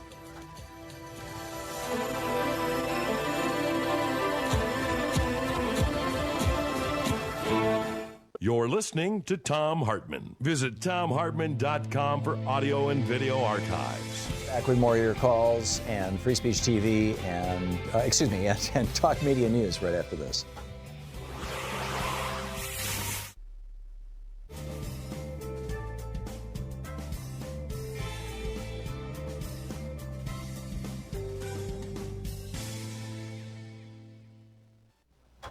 And welcome back. Very interesting. I've got to remember to mention this in a minute too. But after I went through that whole rant about how meat might be a cause of dementia or eating too much meat, Louise texted me. Donald Trump eats McDonald's all day long. Bingo. Anyhow, John in Minneapolis. Hey, John, what's on your mind? Yeah, I guess it kind of concerns me that people don't want to hear a critique of the Democratic Party. I think we need to critique the Democratic Party, and I don't see that as a circular firing squad. So I guess I was wondering if you could explain to me how that damages the party, because I'm still a Democrat, whether somebody critiques it or not. I feel like, criticism is a good thing, unless you're talking about public relations. And I don't feel that your program is a public relations program. So maybe you can explain to me, how it is that we're damaging the party if we're critical of the party, especially if it's good criticism. Are you talking about the woman who called in yesterday and kept coming back to repeating the point that all the Democrats are corrupt and sold out, and they're all taking money just like the Republicans, and they're all the same? And I ultimately cut her off and said no. I didn't hear that program. I was traveling, and so I wasn't able to listen. Well, John, put me at the top of the list of people who are critical of corporate Democrats. A circular firing squad that we can't, criticize. And I think Bernie Sanders, his whole campaign was a critique of the Democratic Party, and it's always, people who critique and then act on that and try to change things, I call that progressivism, are the ones that breathe life into the party, don't you think? I do. I'm not sure why you think we disagree, John. Well, I kind of feel like there's a tone that, when you say, I don't want to hear criticism of the Democratic Party, even if it's somewhat strident, You know, I mean, I've never said that. It puts a or I'm not. I am not saying. I might have said that, but I'm not saying. And then somebody is afraid maybe to, call into the program. I think you're usually pretty open to all kinds of opinions, and I hope that you continue with that. John, there is a funded effort underway to get the message out that the Democrats and the Republicans are the same thing. And much of it is funded by wealthy Republican donors. I've been in the middle of this. In fact, Larry King and I co-sponsored a debate between Jill Stein and Gary, what was his name, the Libertarian, Gary Johnson, the Libertarian candidate, back, like 5-6 years ago in Chicago. And I discovered after the fact that the whole debate, and the essence of the debate was how terrible the Democrats and the Republicans are, that the whole debate had been funded by, or a large chunk of it had been funded in part by a libertarian billionaire and in part by a Republican. Right. And as much as the Republican Party is like 5% popularity right now in the United States, the Democratic Party is around half. And the more that the Republicans can promote the idea that the Democrats are just as corrupt as the Republicans, the more they win. And so there are people who call into this program, and our software keeps pretty much good track of who called and what they said, that's their shtick, is to simply call up, and they are not Democrats, and they don't give a rat's ass about the Democratic Party. They're just trying to promote those Republican talking points. John, thanks for the call. I got to run.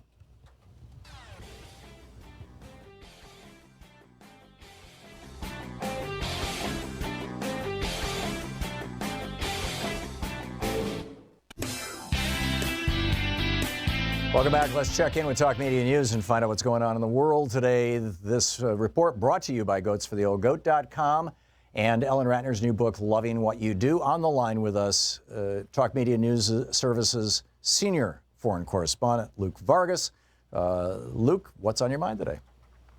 Or what's going on in the world today? The first thing I think we're looking at here at the United Nations is a briefing we're going to get just in a few hours from Jeffrey Feltman, who is a former American diplomat, who is now the top political officer at the United Nations, who just got back from a visit to North Korea. And he met with the foreign minister of North Korea in Pyongyang, as well as several other sort of significant figures under Kim Jong-un. So that is something we're going to look forward to. And there has been some speculation, though the White House and the UN have both denied it, that in addition to serving in sort of a United Nations capacity, that this may have been Mr. Feltman may have been used as some sort of messenger, as a way of conveying information from the U.S. government, or even at the very least from the United Nations, to the North Korean leadership. Very interesting. In a way that you could only do if you actually get to the country. So that's something we're looking forward to. There's two reports relevant or relating to North Korea that I saw this morning that I would love to hear your take on.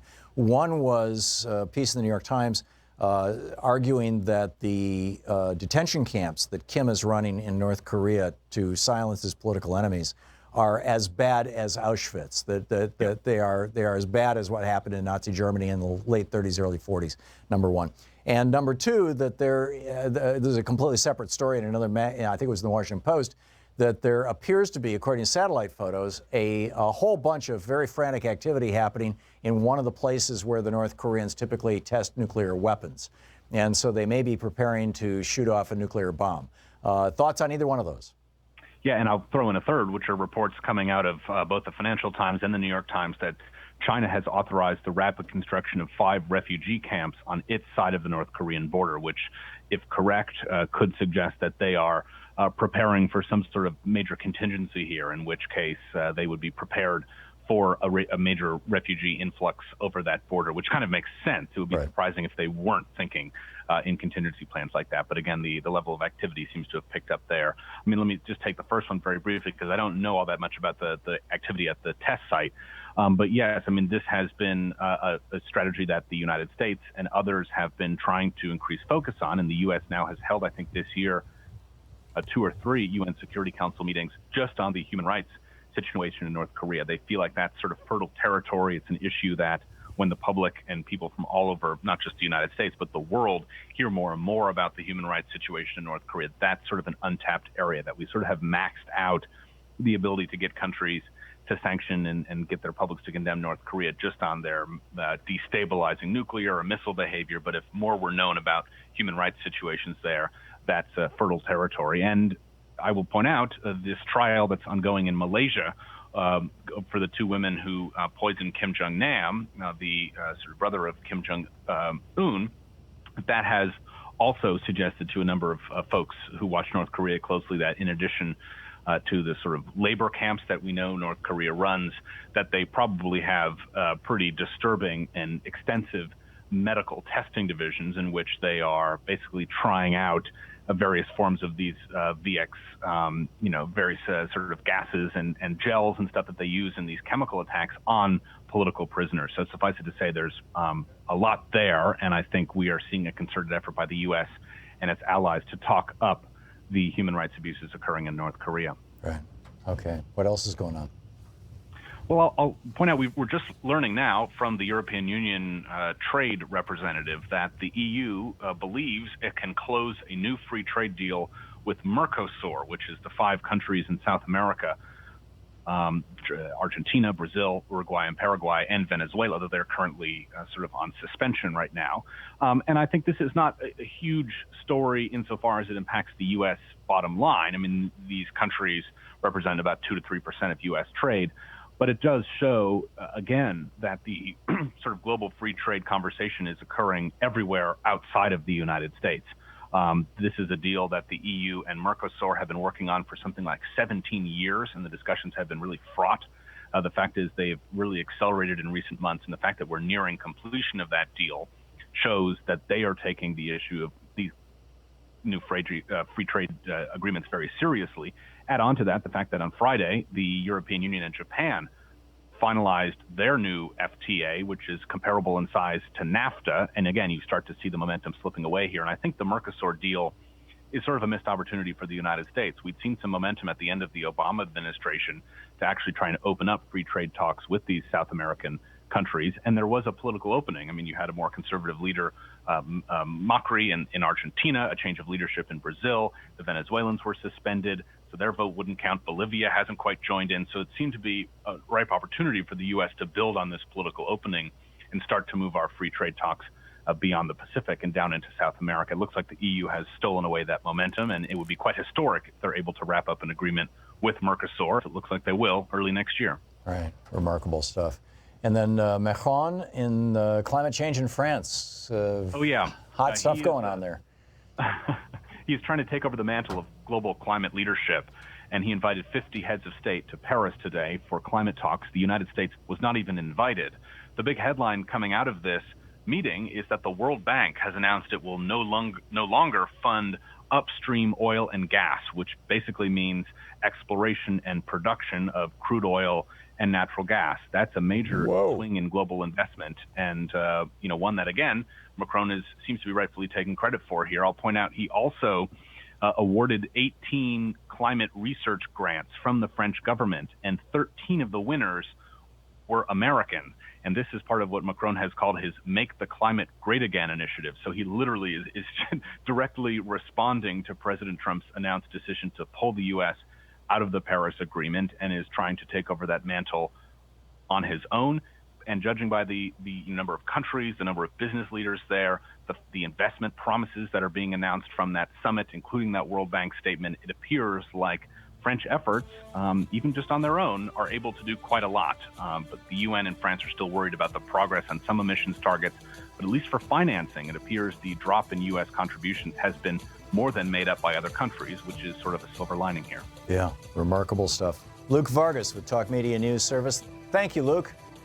Thank you, Tom. Talk to you soon. Great talking with you. Thank you. We'll be back with more right after this.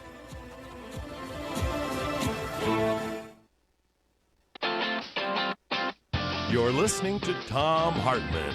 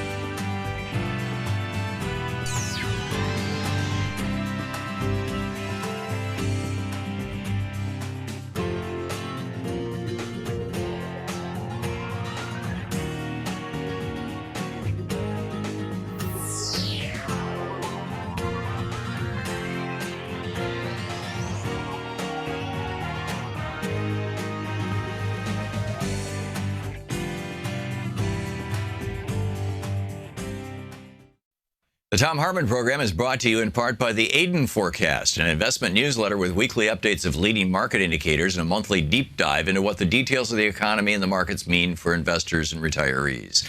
On the web at aidenmarkets.com.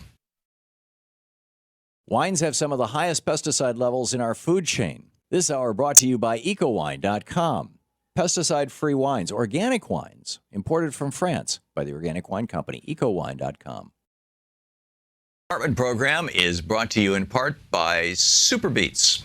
Super Beets are sourced from non-GMO beets, and they're packed with dietary nitrates, helping to produce nitric oxide for more energy, stamina, and support for healthy blood pressure levels naturally. For more information, call 800-223-8242 or visit tomsbeets.com.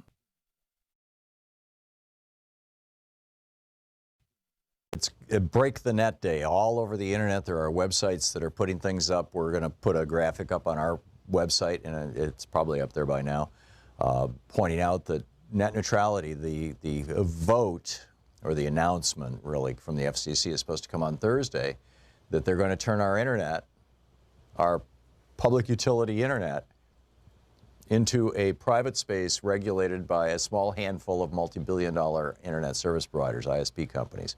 Comcast, Verizon, AT&T, you know the drill. And pretty soon, any of those companies could just decide, you know, that Hartmann guy he trash talks Comcast too much. We're not going to give people fast access to his site. If you click on thomhartmann.com or freespeech.org, it's going to take you an extra 30 seconds for it to load. So half of the people will just go someplace else, assuming that the website is dead. Or they could even block it altogether. Or they can say it's part of some obscure package that you have to pay an extra $5 for. I mean, those are the stakes, right? Do you hear any discussion of this on network television? The decision is day after tomorrow. Today's Tuesday. The decision's Thursday. This is how important it is to have independent media that is not owned by giant companies that are internet service providers like Comcast and NBC. This is why it's so important to support Free Speech TV. A special shout out and thanks to Carol Scott, William and Martha Halla, Dennis Payne, Karen Curlin, and Tom Johnson, who all donated $1,000, and I'm looking forward to getting together with each one of you. I've met so many great people who are $1,000 donors. Come to Portland, there's some really great restaurants here. There's one called By and By, it's one of my favorites. The entire restaurant is vegan, and they have things on the menu like meatball sub, you know, Philly meat. I mean, it's just, anyhow, there's no meat. But it's a great town, and you'll love it. So, and also, your contribution today, whether you're giving $10 or $100 or $1,000, how'd you like to have your contribution doubled all the way up to $10,000? If you want to make a $5,000 gift today, it becomes $10,000. If you want to give a $5 gift, it becomes $10. If you give a $20 gift, it becomes $40. Whatever you give will be doubled because of a contribution made in the name of, in the memory of, Ms. Jane. And we're very grateful for that. And thank you so much to the people who, the person who is remembering Ms. Jane with this $10,000 matching grant to Free Speech TV. So today's a great day to call. We almost hit our goal yesterday. We were still about $2,000 or $3,000 short. It's starting to concern me. We really need your help. The vast majority of people who watch Free Speech TV don't ever call in and make a contribution. And if you're one of those folks, not to guilt trip you too bad, but if you're one of those folks and you can't afford to make even a small contribution, please call now. 877-378-8669. Keep this network going. Keep this program on Free Speech TV. Keep Stephanie's show on Free Speech TV. Keep Amy Goodman's show on Free Speech TV. And all the other great programs. I'm sorry I don't have a list in front of me, but there's some really, really great programming on Free Speech TV. And it's there because you and people like you have supported this network up until this point, which is a pretty amazing thing. You know, it's really extraordinary what you and we have done. With your $30 gift today, you get a Free Speech, or you get the Thom Hartmann University bumper sticker. With a $60 gift today, you get the Thom Hartmann University bumper sticker and the 16-month Free Speech TV calendar. And every month is a different show or a different dimension of what they do at Free Speech TV. With a $120 gift, you get the bumper sticker and the calendar, plus you get Van Jones's brand new book, Beyond the Messy Truth, an absolutely brilliant book. Van Jones is one of the smartest people I've ever met, and one of the most. He has one of the most comprehensive and deep understandings of both politics and democracies, as in small d democracy. He's just a remarkable guy, and it's a brilliant book. That's with a $120 gift. With a $240 gift, you get that. You get Van Jones's book and the bumper sticker and the calendar, plus you get Claudia Rankine's book, Citizen, which is an examination and a brilliant examination of essentially race in America and the impact of the attempts, well, not just attempts, the successful disenfranchisement of people of color in this country over the years. And with a $360 gift, you get both those books, Van Jones and Claudia Rankine, plus my book, Unequal Protection, about the Supreme Court. And of course, with a $1,000 gift, come to Portland, and I'd be more than glad to buy you dinner or lunch or, however we work it out, whatever the time is. But the most important thing is Free Speech TV, is that you're supporting this television network, that you're helping make this network work, that you're helping keep the electrons flowing, keeping us on the air, keeping the little photons of light that are bouncing off my face into the camera and then being transmitted to Denver and then up to the satellite and then down from the satellite into your home. All of that is like magic, and it's happening virtually at the speed of light, and it's not free. So please call now.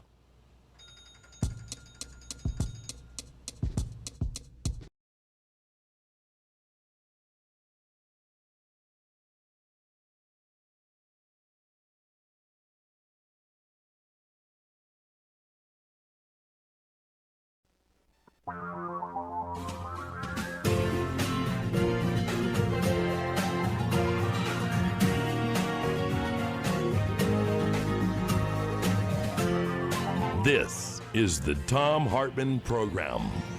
Welcome back. Thom Hartmann here with you, and some fascinating stuff going on. Kali Akuno is the co-editor, I guess, of this book called Jackson Rising, The Struggle for Economic Democracy and Black Self-Determination in Jackson, Mississippi. And which is an extraordinary book and event in and of itself. He's also going to be, Kali is going to be appearing at a special event with Dr. Richard Wolff, regular on our program, on the 19th of this month in Brooklyn, New York. It's free to the public. You can RSVP for that if you'd like to show up at democracyatwork.info, which is Richard Wolff's website. Kali, welcome to the program. Thank you for having me. Thanks for joining us. First of all, before we get into the whole, what's going on down in Alabama, tell us about Jackson, Mississippi, and the essence of your book. The essence of the book is about a 12-year experiment that myself and many other social movement actors have been playing, orchestrating, moving on to really try to build some progressive power in the city. And we've had a little bit of success over the past 12 years. Some of you in your audience might know of the recent electoral victory of Chokwe Antar Lumumba, and 4 years before him, his father, Chokwe Lumumba, who unexpectedly passed just a short 8 months into office. So we've had different measures of success, and part of this book is just really trying to encapsulate all that and also give some projection of where we're trying to go and what we're trying to build and how we see it as transformative. And we really wanted to just try to educate a broader social movement about the possibilities and potentials of doing solidarity economy work and building, but also utilizing more direct forms and participatory forms of democracy in the form of people's assembly to also accomplish a lot of your goals. So these are the things we really wanted to try to encapsulate and pass on from our experience over this past decade. Yeah, I thought your first chapter that you wrote in this thing is one of the best summaries of the importance of well, you quote, politics without economics is symbol without substance, you write. This old black nationalist adage summarizes and defines cooperative Jackson's relationship to the Jackson-Kush plan, et cetera. And, spot on, and it's a really great analysis.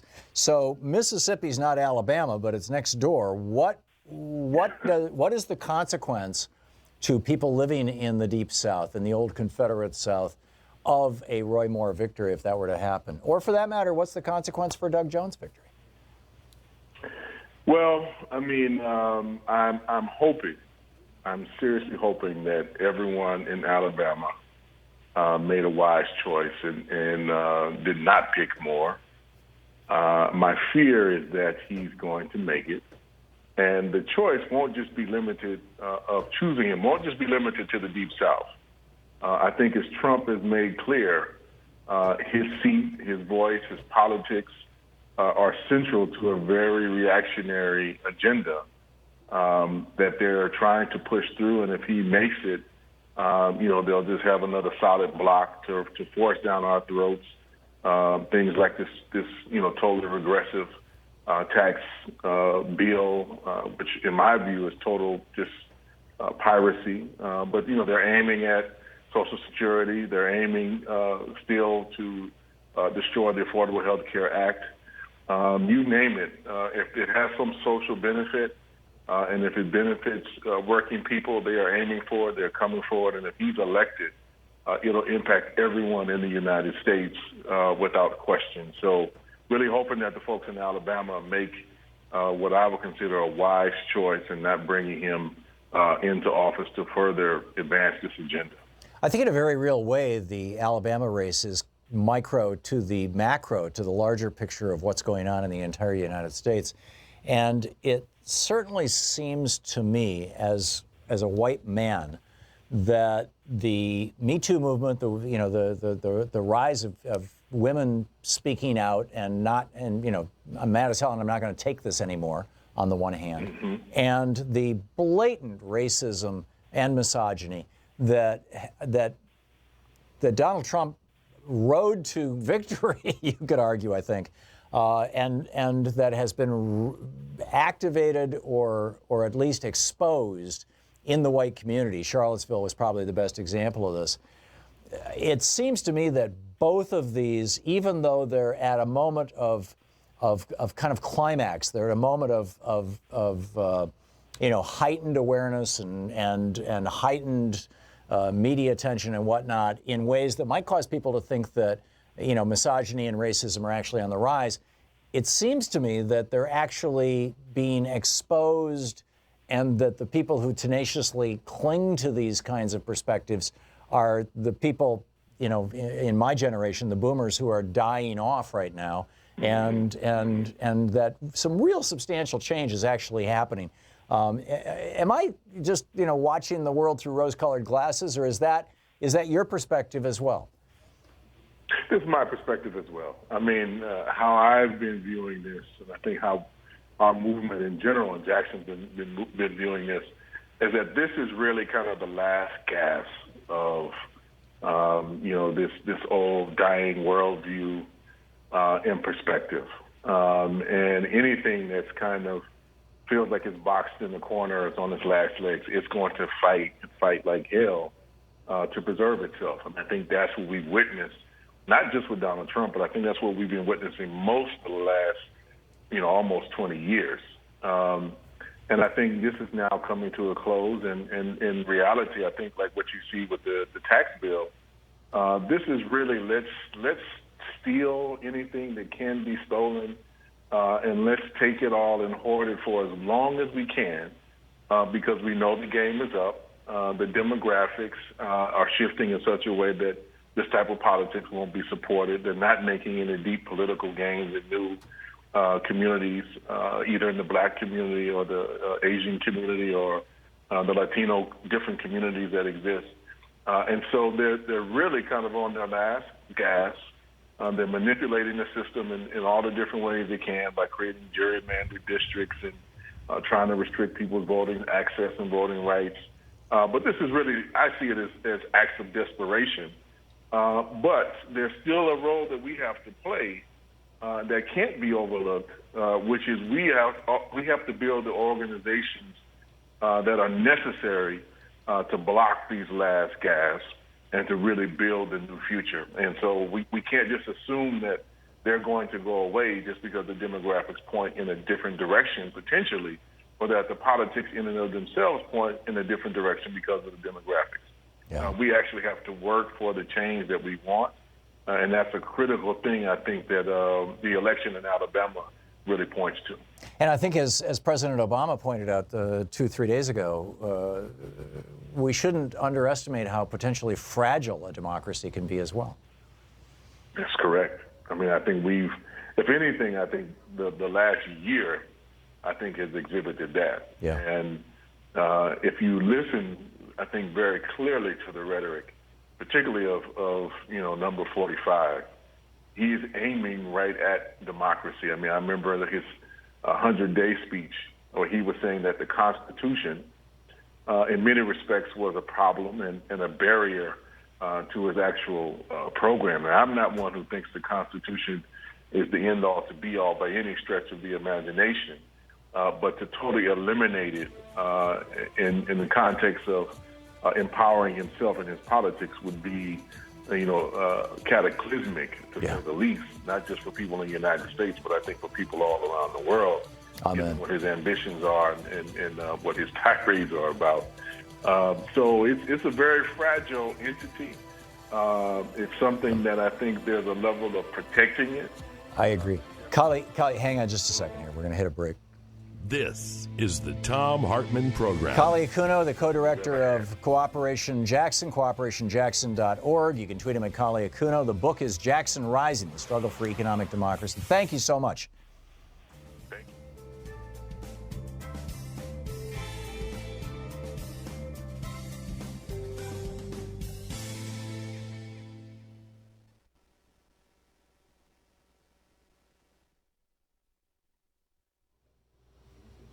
Oh, we're back. And welcome back. Mark in Rochester, New York. Hey, Mark, what's on your mind today? Hey, Tom. Such a pleasure to be speaking with you. I am basically calling, you mentioned about an hour ago about calling our Congress people regarding the FCC net neutrality decision. Mm-hmm. Yep, and it basically occurred to me, I was listening to a podcast the other night where, the Congressional Dish podcast, where Jennifer Briney, who does that, was basically talking about the current Congress and how she doesn't trust them to be able to put the necessary legislation forward, which would protect net neutrality. So basically what I wanted to ask you is, I think the American people are pretty united in their real comments anyway, against what Ajit Pai is trying to do. So moving forward in 2018 and 2020, how can we and the Democratic Party be fighting for basically a wrap-up on the Telecommunications Act and the role of the FCC into legislation? I know you're probably way more familiar with those than I am. So, yeah. Well, the Republican Party has made it very clear that they are completely sold out to the highest bidder, and when it comes to the telecommunications world right now, the highest bidders are the big internet service providing companies. Excuse me. Comcast, AT&T, Verizon. There's about a half a dozen of them thereabouts, and they're pouring enormous amounts of money into politics, particularly on the Republican side.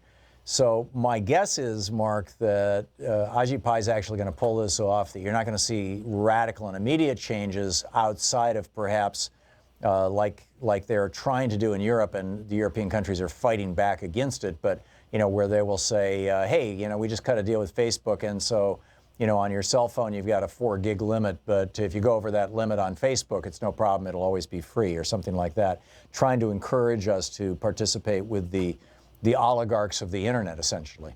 And, and what it's going to take to reverse that, if it is reversible, because, you have that problem. It's like, our cable TV systems have been largely monopolized. There's about 90% of what's on cable TV is owned by 5 or 6 companies. And if that same thing happens on the internet, it may be very difficult to reverse. But if it is to be reversed, it'll be reversed as a result of Democrats coming into power and progressive Democrats, not even, not just corporate Democrats. And that would be a good thing.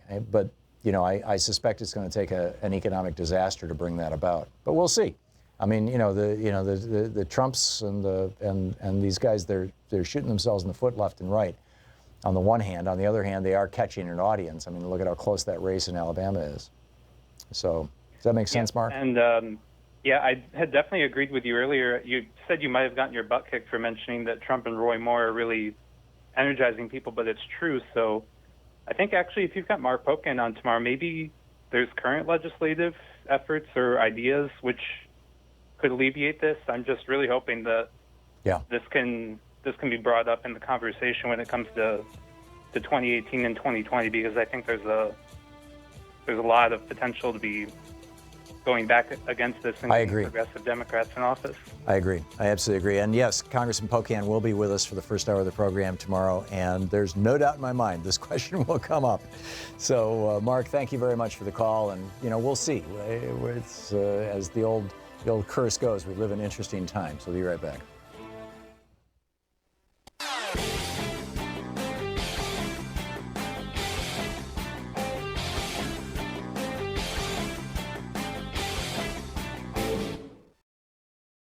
Hi, I'm Heather with Free Speech TV. Your support, whether through giving of donations, volunteering, or even spreading the word, has made it possible for the only independent progressive news network to sustain for more than 20 years. Now, you can give to Free Speech TV through the Branch of Gratitude. This program is a sustainable way to give that reduces waste through paper mailing, postage, and staff hours. By choosing to participate in the Branch of Gratitude, you are joining hands with the socially conscious community and sending a message to the world that Free Speech TV is not only here to stay, it is here to thrive. Please call 877-378-8669 or go online to freespeech.org.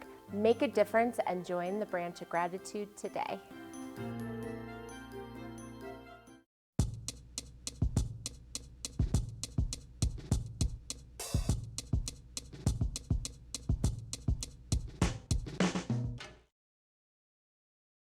Welcome back. Charles in Opelika, Florida. Hey, Charles, what's on your mind today? Hey, how you doing today, Tom? Good. What's up? Okay, great.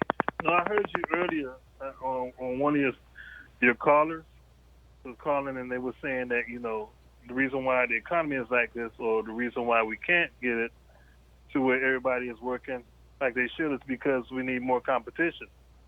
And I strongly support him in everything that he says that way. And I'd like to also add that what we're missing is Glass-Steagall. Yep. That's, to me, that's one of the biggest mistakes that we made as Democrats, and President Clinton did, was doing, by letting Glass-Steagall go. Now, as far as the election in Alabama, I think one thing that I'm really looking out for is voter suppression. And just to complete what I was trying to tell you on Friday, we always say that, you can't get Democrats on the Sunday morning shows, or they won't let their message out through the corporate media. We have our own media. I don't see them breaking down the doors at Free Speech Television to get on Sunday morning, to get on, weeknights. I'm talking about, I'm talking about senators and congressmen as well. They have to make an effort to get on Serious Progress or Urban View and put their message out. We have the platform already. So, to be honest with you, I think one of the biggest problems is messaging, and it's their fault. They should be, not calling you day and night trying to get on your show and trying to get on different parts of the program and on Free Speech Television, so that we can get this message across. And I promise you, people will respond, because you're like the last bastion of hope. Well, thank you, Charles. Where we get our news from. Yeah, this is a big problem that has to be addressed, and it has to be addressed now because of what Trump and the Republicans are trying to do. And those people, they cannot get away with it. Whatever Trump does, the Republicans are also complicit. And we have to hold their feet to the fire one day. They can't get away like they did with George Bush and this weapon of mass destruction in Iraq. We have done it to ourselves as far as letting them always dictate the message. Yeah, I don't disagree at all, Charles. I think it's a good analysis. And with regard to politicians coming on our program or on the networks that carry us, I know Sirius XM Progress Channel 127, which you're listening to right now, and I'm very, very pleased to be on. There's a lot of shows. There are a number of politicians who show up. We have Congressman Pocan on every Wednesday.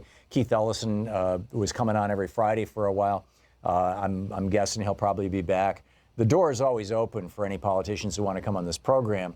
It's just most politicians are pretty risk averse and reluctant to just hang themselves out there to take unscreened calls from listeners, which is the principal requirement that I lay on politicians, unless it's somebody that I want their message out there. But I think that this is even then I'd like them to take calls from listeners. So but excellent points, Charles. Sunday morning if you're not there, you should have someone there countering everything that the Republicans are doing on the regular other shows.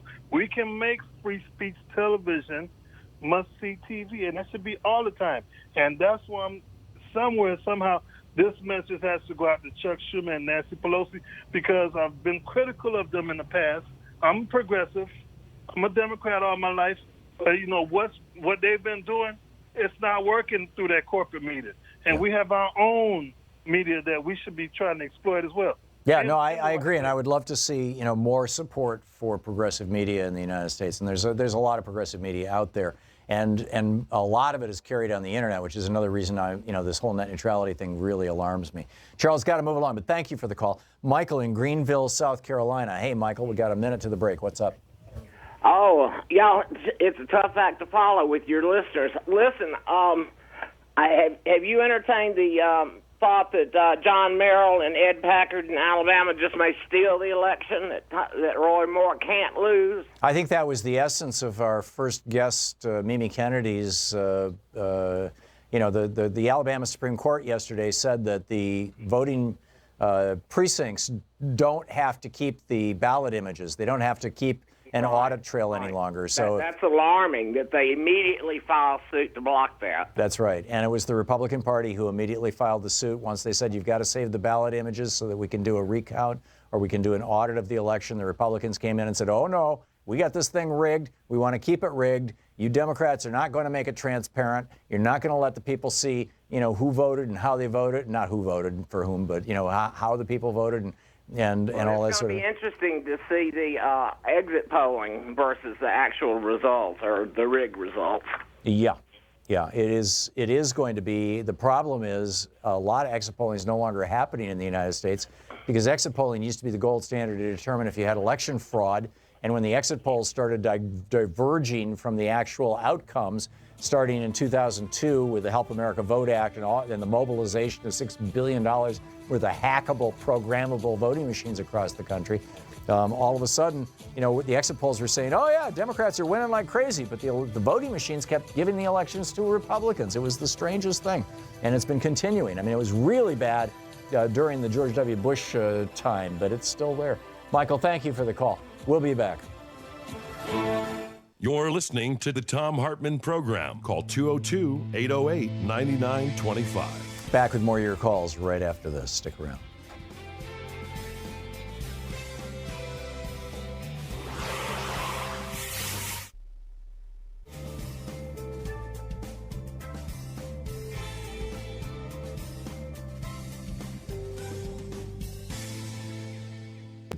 Break the Net Day. All over the internet, there are websites that are putting things up. We're going to put a graphic up on our website, and it's probably up there by now, pointing out that net neutrality, the vote, or the announcement, really, from the FCC is supposed to come on Thursday, that they're going to turn our internet, our public utility internet, into a private space regulated by a small handful of multi-billion-dollar internet service providers, ISP companies.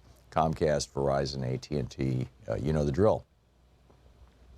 And pretty soon, any of those companies could just decide, that Hartmann guy he trash talks Comcast too much.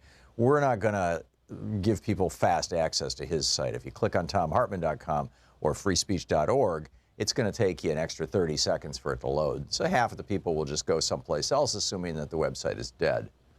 Or they could even block it altogether. Or they can say it's part of some obscure package that you have to pay an extra $5 for. I mean, those are the stakes, right? Do you hear any discussion of this on network television? The decision is day after tomorrow. Today's Tuesday, the decision's Thursday. This is how important it is to have independent media that is not owned by giant companies that are internet service providers like Comcast and NBC. This is why it's so important to support Free Speech TV. A special shout out and thanks to Carol Scott, William and Martha Halla, Dennis Payne, Karen Curlin, and Tom Johnson, who all donated $1,000, and I'm looking forward to getting together with each one of you. I've met so many great people who are $1,000 donors. Come to Portland, there's some really great restaurants here. There's one called By and By, it's one of my favorites. The entire restaurant is vegan, and they have things on the menu like meatball sub, you know, Philly meat. I mean, it's just, anyhow, there's no meat. But it's a great town, and you'll love it. So, and also, your contribution today, whether you're giving $10 or $100 or $1,000, how'd you like to have your contribution doubled all the way up to $10,000? If you want to make a $5,000 gift today, it becomes $10,000. If you want to give a $5 gift, it becomes $10. If you give a $20 gift, it becomes $40. Whatever you give will be doubled because of a contribution made in the name of, in the memory of, Ms. Jane. And we're very grateful for that. And thank you so much to the people who, the person who is remembering Ms. Jane with this $10,000 matching grant to Free Speech TV. So today's a great day to call. We almost hit our goal yesterday. We were still about $2,000 or $3,000 short. It's starting to concern me. We really need your help. The vast majority of people who watch Free Speech TV don't ever call in and make a contribution. And if you're one of those folks, not to guilt trip you too bad, but if you're one of those folks and you can't afford to make even a small contribution, please call now. 877-378-8669. Keep this network going. Keep this program on Free Speech TV. Keep Stephanie's show on Free Speech TV. Keep Amy Goodman's show on Free Speech TV. And all the other great programs. I'm sorry I don't have a list in front of me, but there's some really, really great programming on Free Speech TV. And it's there because you and people like you have supported this network up until this point, which is a pretty amazing thing. You know, it's really extraordinary what you and we have done. With your $30 gift today, you get a Free Speech, or you get the Thom Hartmann University bumper sticker. With the $60 gift today, you get the Thom Hartmann University bumper sticker and the 16-month Free Speech TV calendar. And every month is a different show or a different dimension of what they do at Free Speech TV. With a $120 gift, you get the bumper sticker and the calendar, plus you get Van Jones's brand new book, Beyond the Messy Truth, an absolutely brilliant book. Van Jones is one of the, one of the smartest people I've ever met, and one of the most. He has one of the most comprehensive and deep understandings of both politics and democracies, as in small d democracy. He's just a remarkable guy, and it's a brilliant book. That's with a $120 gift. With a $240 gift, you get that. You get Van Jones's book and the bumper sticker and the calendar, plus you get Claudia Rankine's book, Citizen, which is an examination and a brilliant examination of essentially race in America and the impact of the attempts, well, not just attempts, the successful disenfranchisement of people of color in this country over the years. And with a $360 gift, you get both those books, Van Jones and Claudia Rankine, plus my book, Unequal Protection, about the Supreme Court.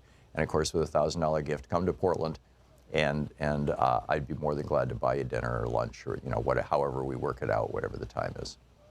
But the most important thing is Free Speech TV, is that you're supporting this television network, that you're helping make this network work, that you're helping keep the electrons flowing, keeping us on the air, keeping the little photons of light that are bouncing off my face into the camera and then being transmitted to Denver and then up to the satellite and then down from the satellite into your home. All of that is like magic, and it's happening virtually at the speed of light, and it's not free. So please call now.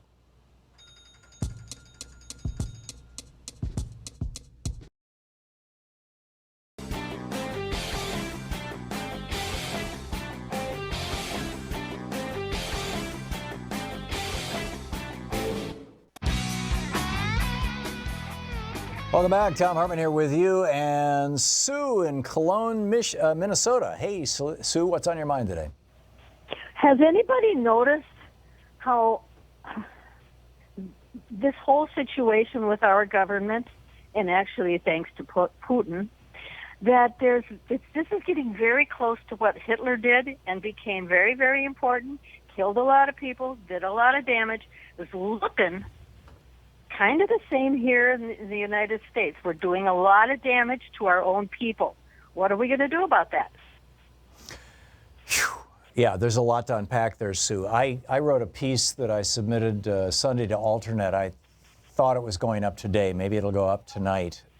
Basically based on President Obama saying that if we're not careful, if we don't tend to the garden of democracy, it could go away. And he referenced Nazi Germany.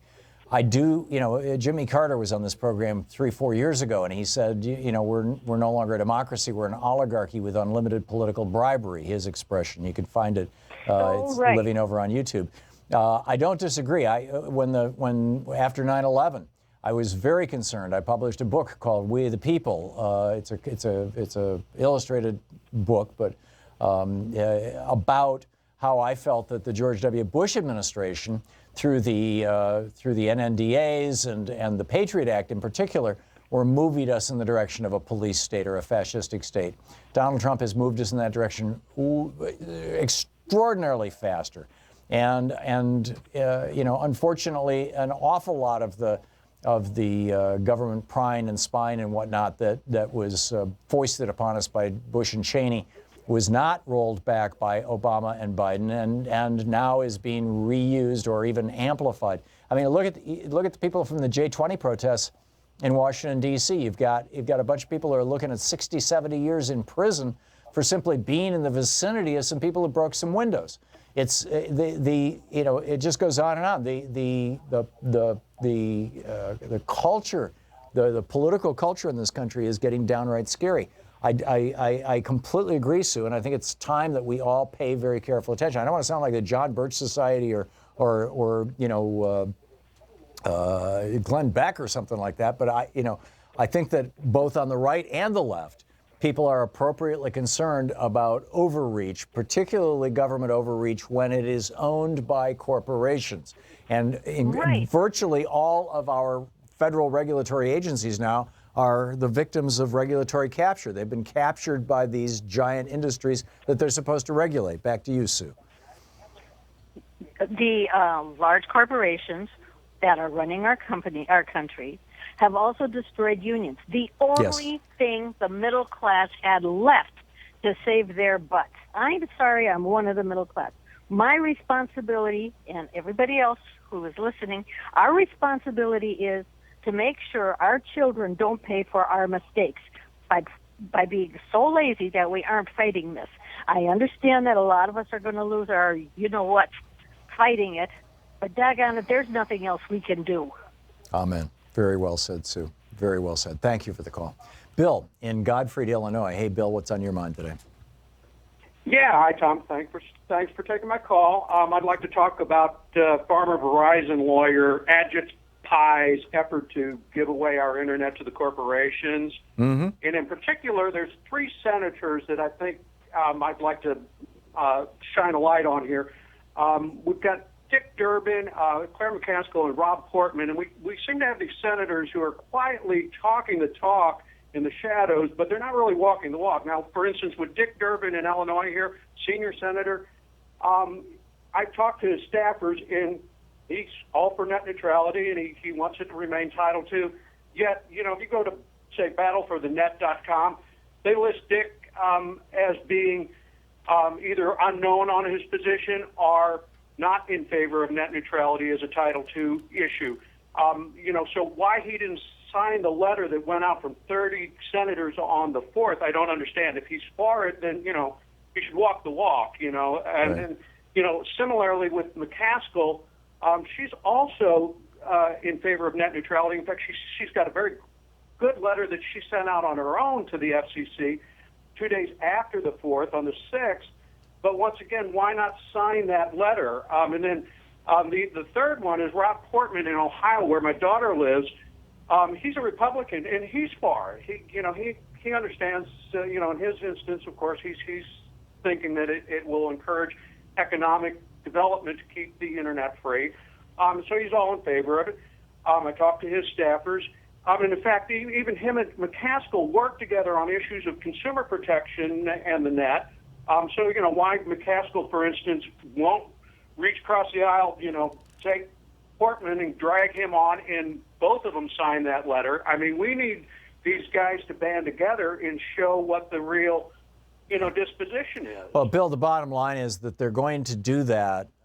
First of all, I don't know the rationale for the roughly 20 Democrats who in the U.S. Senate who didn't sign that letter. I don't know why they didn't. And, it's a very good question. And if anybody has an answer to that, please call in and let us know. But that said, I have a hypothetical suggestion there. Maybe they're really not for net neutrality, and they think if they just kind of quietly stand by, and give it a weak endorsement, they can just kind of ride the... It could be, or it could be even that they love net neutrality, but they also love taking money from Comcast. I don't know. But whatever it is, they are going to respond to pressure. And if it's the pressure, and the question is going to be which pressure is greater? Is it going to be the pressure of the campaign contributions from the big ISPs and the lobbyists? And there are hundreds of them in Washington, D.C. right now deployed. I mean, there's like a half a dozen or a dozen lobbyists for every single legislator just on this issue. And hundreds of millions of dollars being spent on it, including with phony think tanks coming up with phony papers saying in a phony way that, blowing up net neutrality will be a wonderful thing, and which Ajit Pai is using as his rationalization. You've got that. But whether they're going to be responding to the pressure from the industry, which is coming in the form of lobbying and money, or whether they're going to be responding to the pressure from their constituents, which is people like you and me calling their number and saying, hey, it's please, now is the time to put into law net neutrality, as most of the other countries of the world have done, certainly all the advanced countries of the world.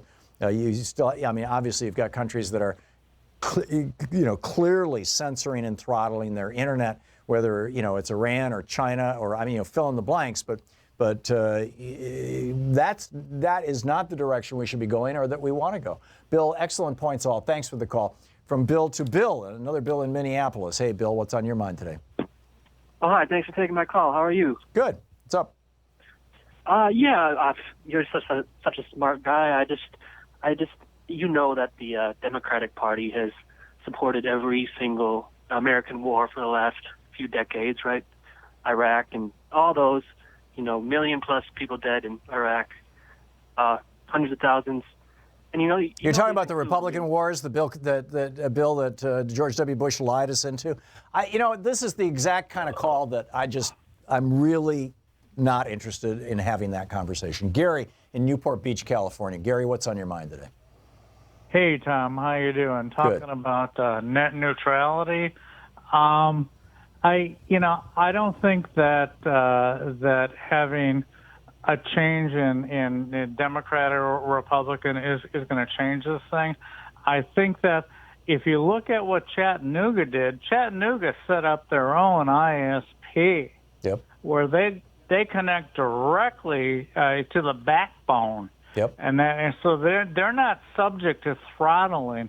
And I think that if New York, Chicago, Miami, and Dallas has done that, And I think that would kind of put a kibosh on the Comcast and it would, and Gary, and there is legislation that is either pending, has been introduced, or is about to be introduced in every state house in the country but virtually entirely by Republicans to preempt the ability of counties or cities to offer low-cost broadband to their citizens. It has to be. This is something. Is another part of the major lobbying effort.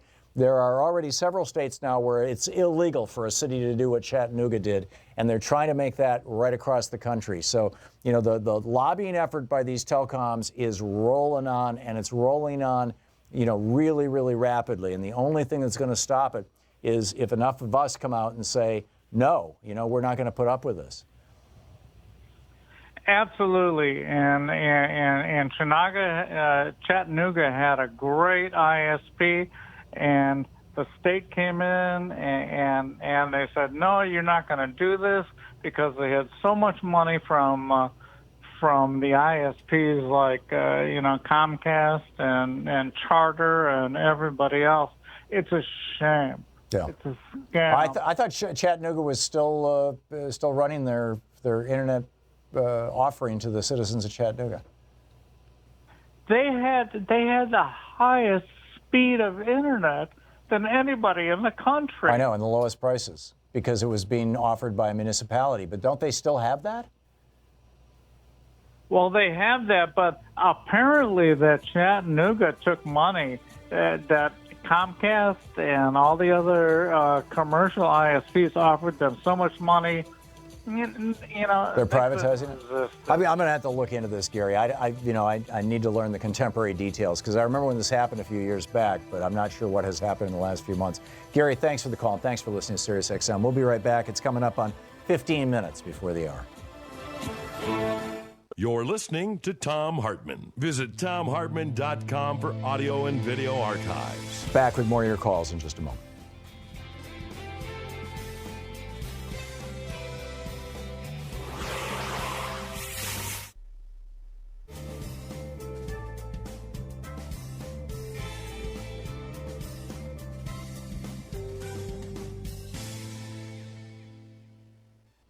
And welcome back. Marty in Evergreen Park, Illinois. Hey, Marty, thanks for calling. What's on your mind today? Hey, Tom, thanks for taking my call here.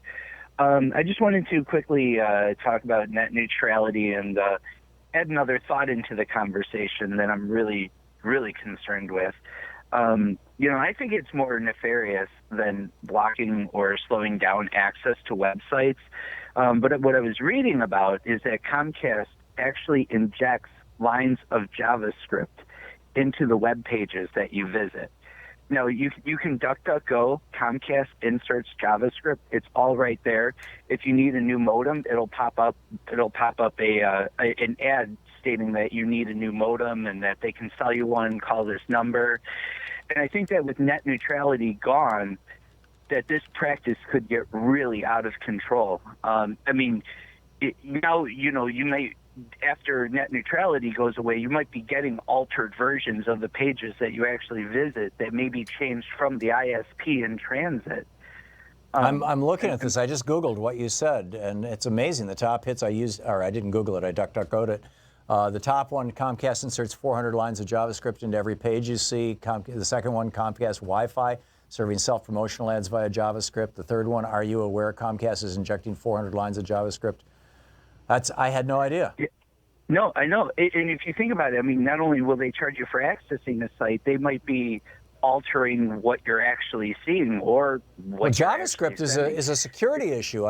Java, you can disable JavaScript on your or Java on your Apple iPhone. I'm assuming other brands too. I have an iPhone, so I've seen it. You can disable it in the operating system, and a lot of people do because they're concerned about security.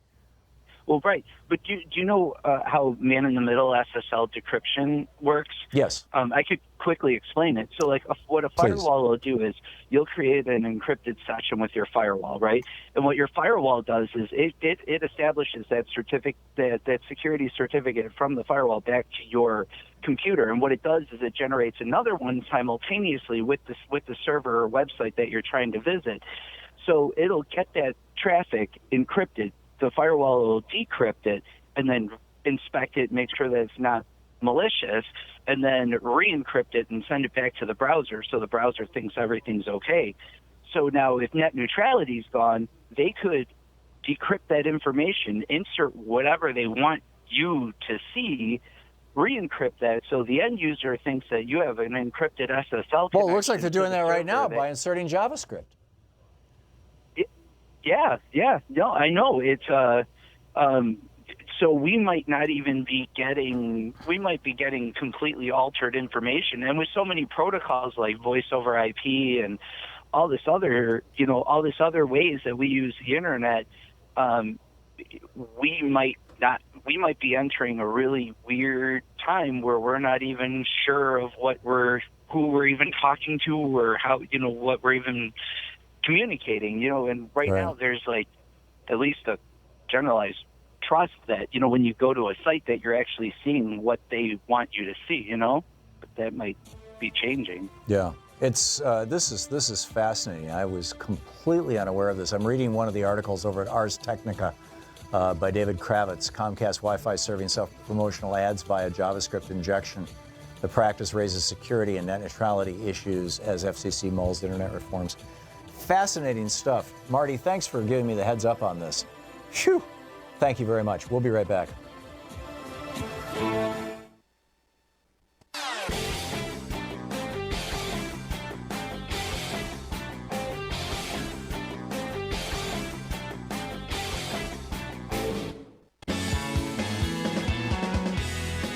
Welcome back. Thom Hartmann here with you. And Andrew in Pueblo, Colorado. Hey, Andrew, what's on your mind today? Good afternoon, Tom. Excuse me. I just wanted to ask your opinion. The Trump loyalists and Fox so-called news are mounting this backlash against Robert Mueller. Do you think they'll be successful in creating any kind of disruption of the ongoing investigations? I think that they probably have already had some success in at least marginalizing the credibility of the investigations in the minds of the Trump base. Fox and right-wing hate radio have been very, very effective propaganda vehicles for them. But whether they're hurting the investigation itself, the major threat to the investigation is that Trump can defund it. I'm wondering what they're doing. Could that be construed as suppressing, what's the word for it? Obstruction of justice? Obstruction of justice. Could that be construed as that? I don't know. It's obstruction of justice is a pretty broad term, and it can apply to a lot of things or not, and ends up having to be adjudicated. I don't believe that the press, Fox, or even right-wing hate radio, saying anything is I think it's protected by the First Amendment, so it arguably is not obstruction of justice. What it's doing is it's destroying the integrity of our democracy. Yeah, it's sowing doubt. And these guys, they don't give a damn about the integrity of our democracy. They just care about their tax breaks, for their billionaires and being able to pollute the air and water more. I mean, it's real simple. And, we have to understand it in that context. But, the big threat to the Mueller investigation is if Donald Trump figures out a way, and there's several ways he could do it, figures out a way to shut down the investigation altogether. And that would provoke a constitutional crisis. That would be a big deal. That's what Richard Nixon did when he fired, Archibald Cox and then Ruckelshaus, as I recall. Yeah, and, that led directly to his impeachment. Whether history will repeat itself, that's an open question. Andrew, thanks for the call. Patty in Eugene, Oregon. Hey, Patty, what's up? Hey, Exactly. What is a constitutional crisis? I keep hearing, oh, that's going to happen, and that's going to be, and it happens, and oh, this is going to happen, and that's going to be a constitutional crisis, and then it happens. And you just said it again. What does that mean? And by the way, the twinkle in your eye, since you've been back, and Portland has been great, and you got to know you make your daddy proud. Well, thank you. What is a constitutional crisis? Great question, Patty. A constitutional crisis is not a clearly defined legal or even political term. Basically, what it means is that there isn't a consensus, there isn't a shared belief about what the Constitution says the rules of a particular game would be. And so when you end up with, for example, the executive branch, the president, saying, I'm going to do A, and then Congress says, no, we're going to do B, then the Supreme Court intervenes and says, no, neither one of you are going to do that, or takes the side of one or the other. The way that, under the Constitution before the Supreme Court started interpreting it, it would have ended up, typically, it would have ended up with the first among equals, the Congress, the House and Senate, having the ability to ultimately define what the laws are and what they mean. But in 1803, in a case called Marbury versus Madison, the Supreme Court took upon itself the power to determine what the laws mean, laws passed by Congress and signed by the president. So the Supreme Court has, as a consequence of their own decision, something that's not in the Constitution, has taken onto themselves the power to strike down laws and to literally create laws. See Buckley versus Vallejo or Citizens United as examples of that. Or for that matter, Roe v. Wade, an example of the Supreme Court actually making law. It's not allowed in the Constitution, but they have given themselves the power to do that. So then we get to what, so that in a way has minimized some constitutional crises. A great example in 1856 when Roger Taney was the Chief Justice of the U.S. Supreme Court. In the Dred Scott decision, he ruled that people of color were not people, that they were property. And he said he was doing this to avert a constitutional crisis, that you had, the executive branch was saying one thing about slavery or candidates for same, Abraham Lincoln. And on the other hand, you had Congress, and there was all this debate in Congress, and should we end slavery or shouldn't we, blah, blah, blah, blah. And so Taney thought he would solve the problem forever with Dred Scott. And what it did is it led us directly into the Civil War. But it, quote, solved the constitutional crisis. In other words, finally, somebody had the final say. And the Supreme Court has had the final say basically since 1856. There were only two decisions in the entire 1900s, or the entire 1800s, 19th century, only two decisions that the Supreme Court did where they made this, we're going to make law, we're going to strike down law, and we're going to be the final arbiters here. Now it's every session they do this. And so the constitutional crisis that could come about is if the legislative branch says you can't, we're not going to fund the investigation, or if the executive branch says we're going to stop making payments even though Congress has authorized the payments, and then the Supreme Court steps in and they take one side or the other, and it, there's just not a clear definition of what's going on. We'll see. We'll see what happens. We'll see if we get there. I'm skeptical, but for example, if Richard Nixon had not resigned, if Richard Nixon hadn't resigned, actually, we probably would have had an impeachment, which would not have been a constitutional crisis. So it's really, Patty, to answer your question in short form, it is a political term, and it means basically, crazy stuff is going on that we're going to have to figure out how to deal with that we haven't dealt with in the past. Patty, thank you for the call. Thank you so much for being with us today. It's a fascinating day. We'll find out tonight. Is it Doug Jones? Great guy, great prosecutor. Guy who put a New York terrorist in jail, guy who put the Ku Klux Klan, who killed 4 girls down in Mississippi or in Alabama in jail? Or is it going to be Roy Moore? God forbid. Anyhow, don't forget, democracy begins with you. Get out there, get active, tag, you're it. We'll see you tomorrow. You've been listening to Thom Hartmann. For audio and video archives, visit thomhartmann.com.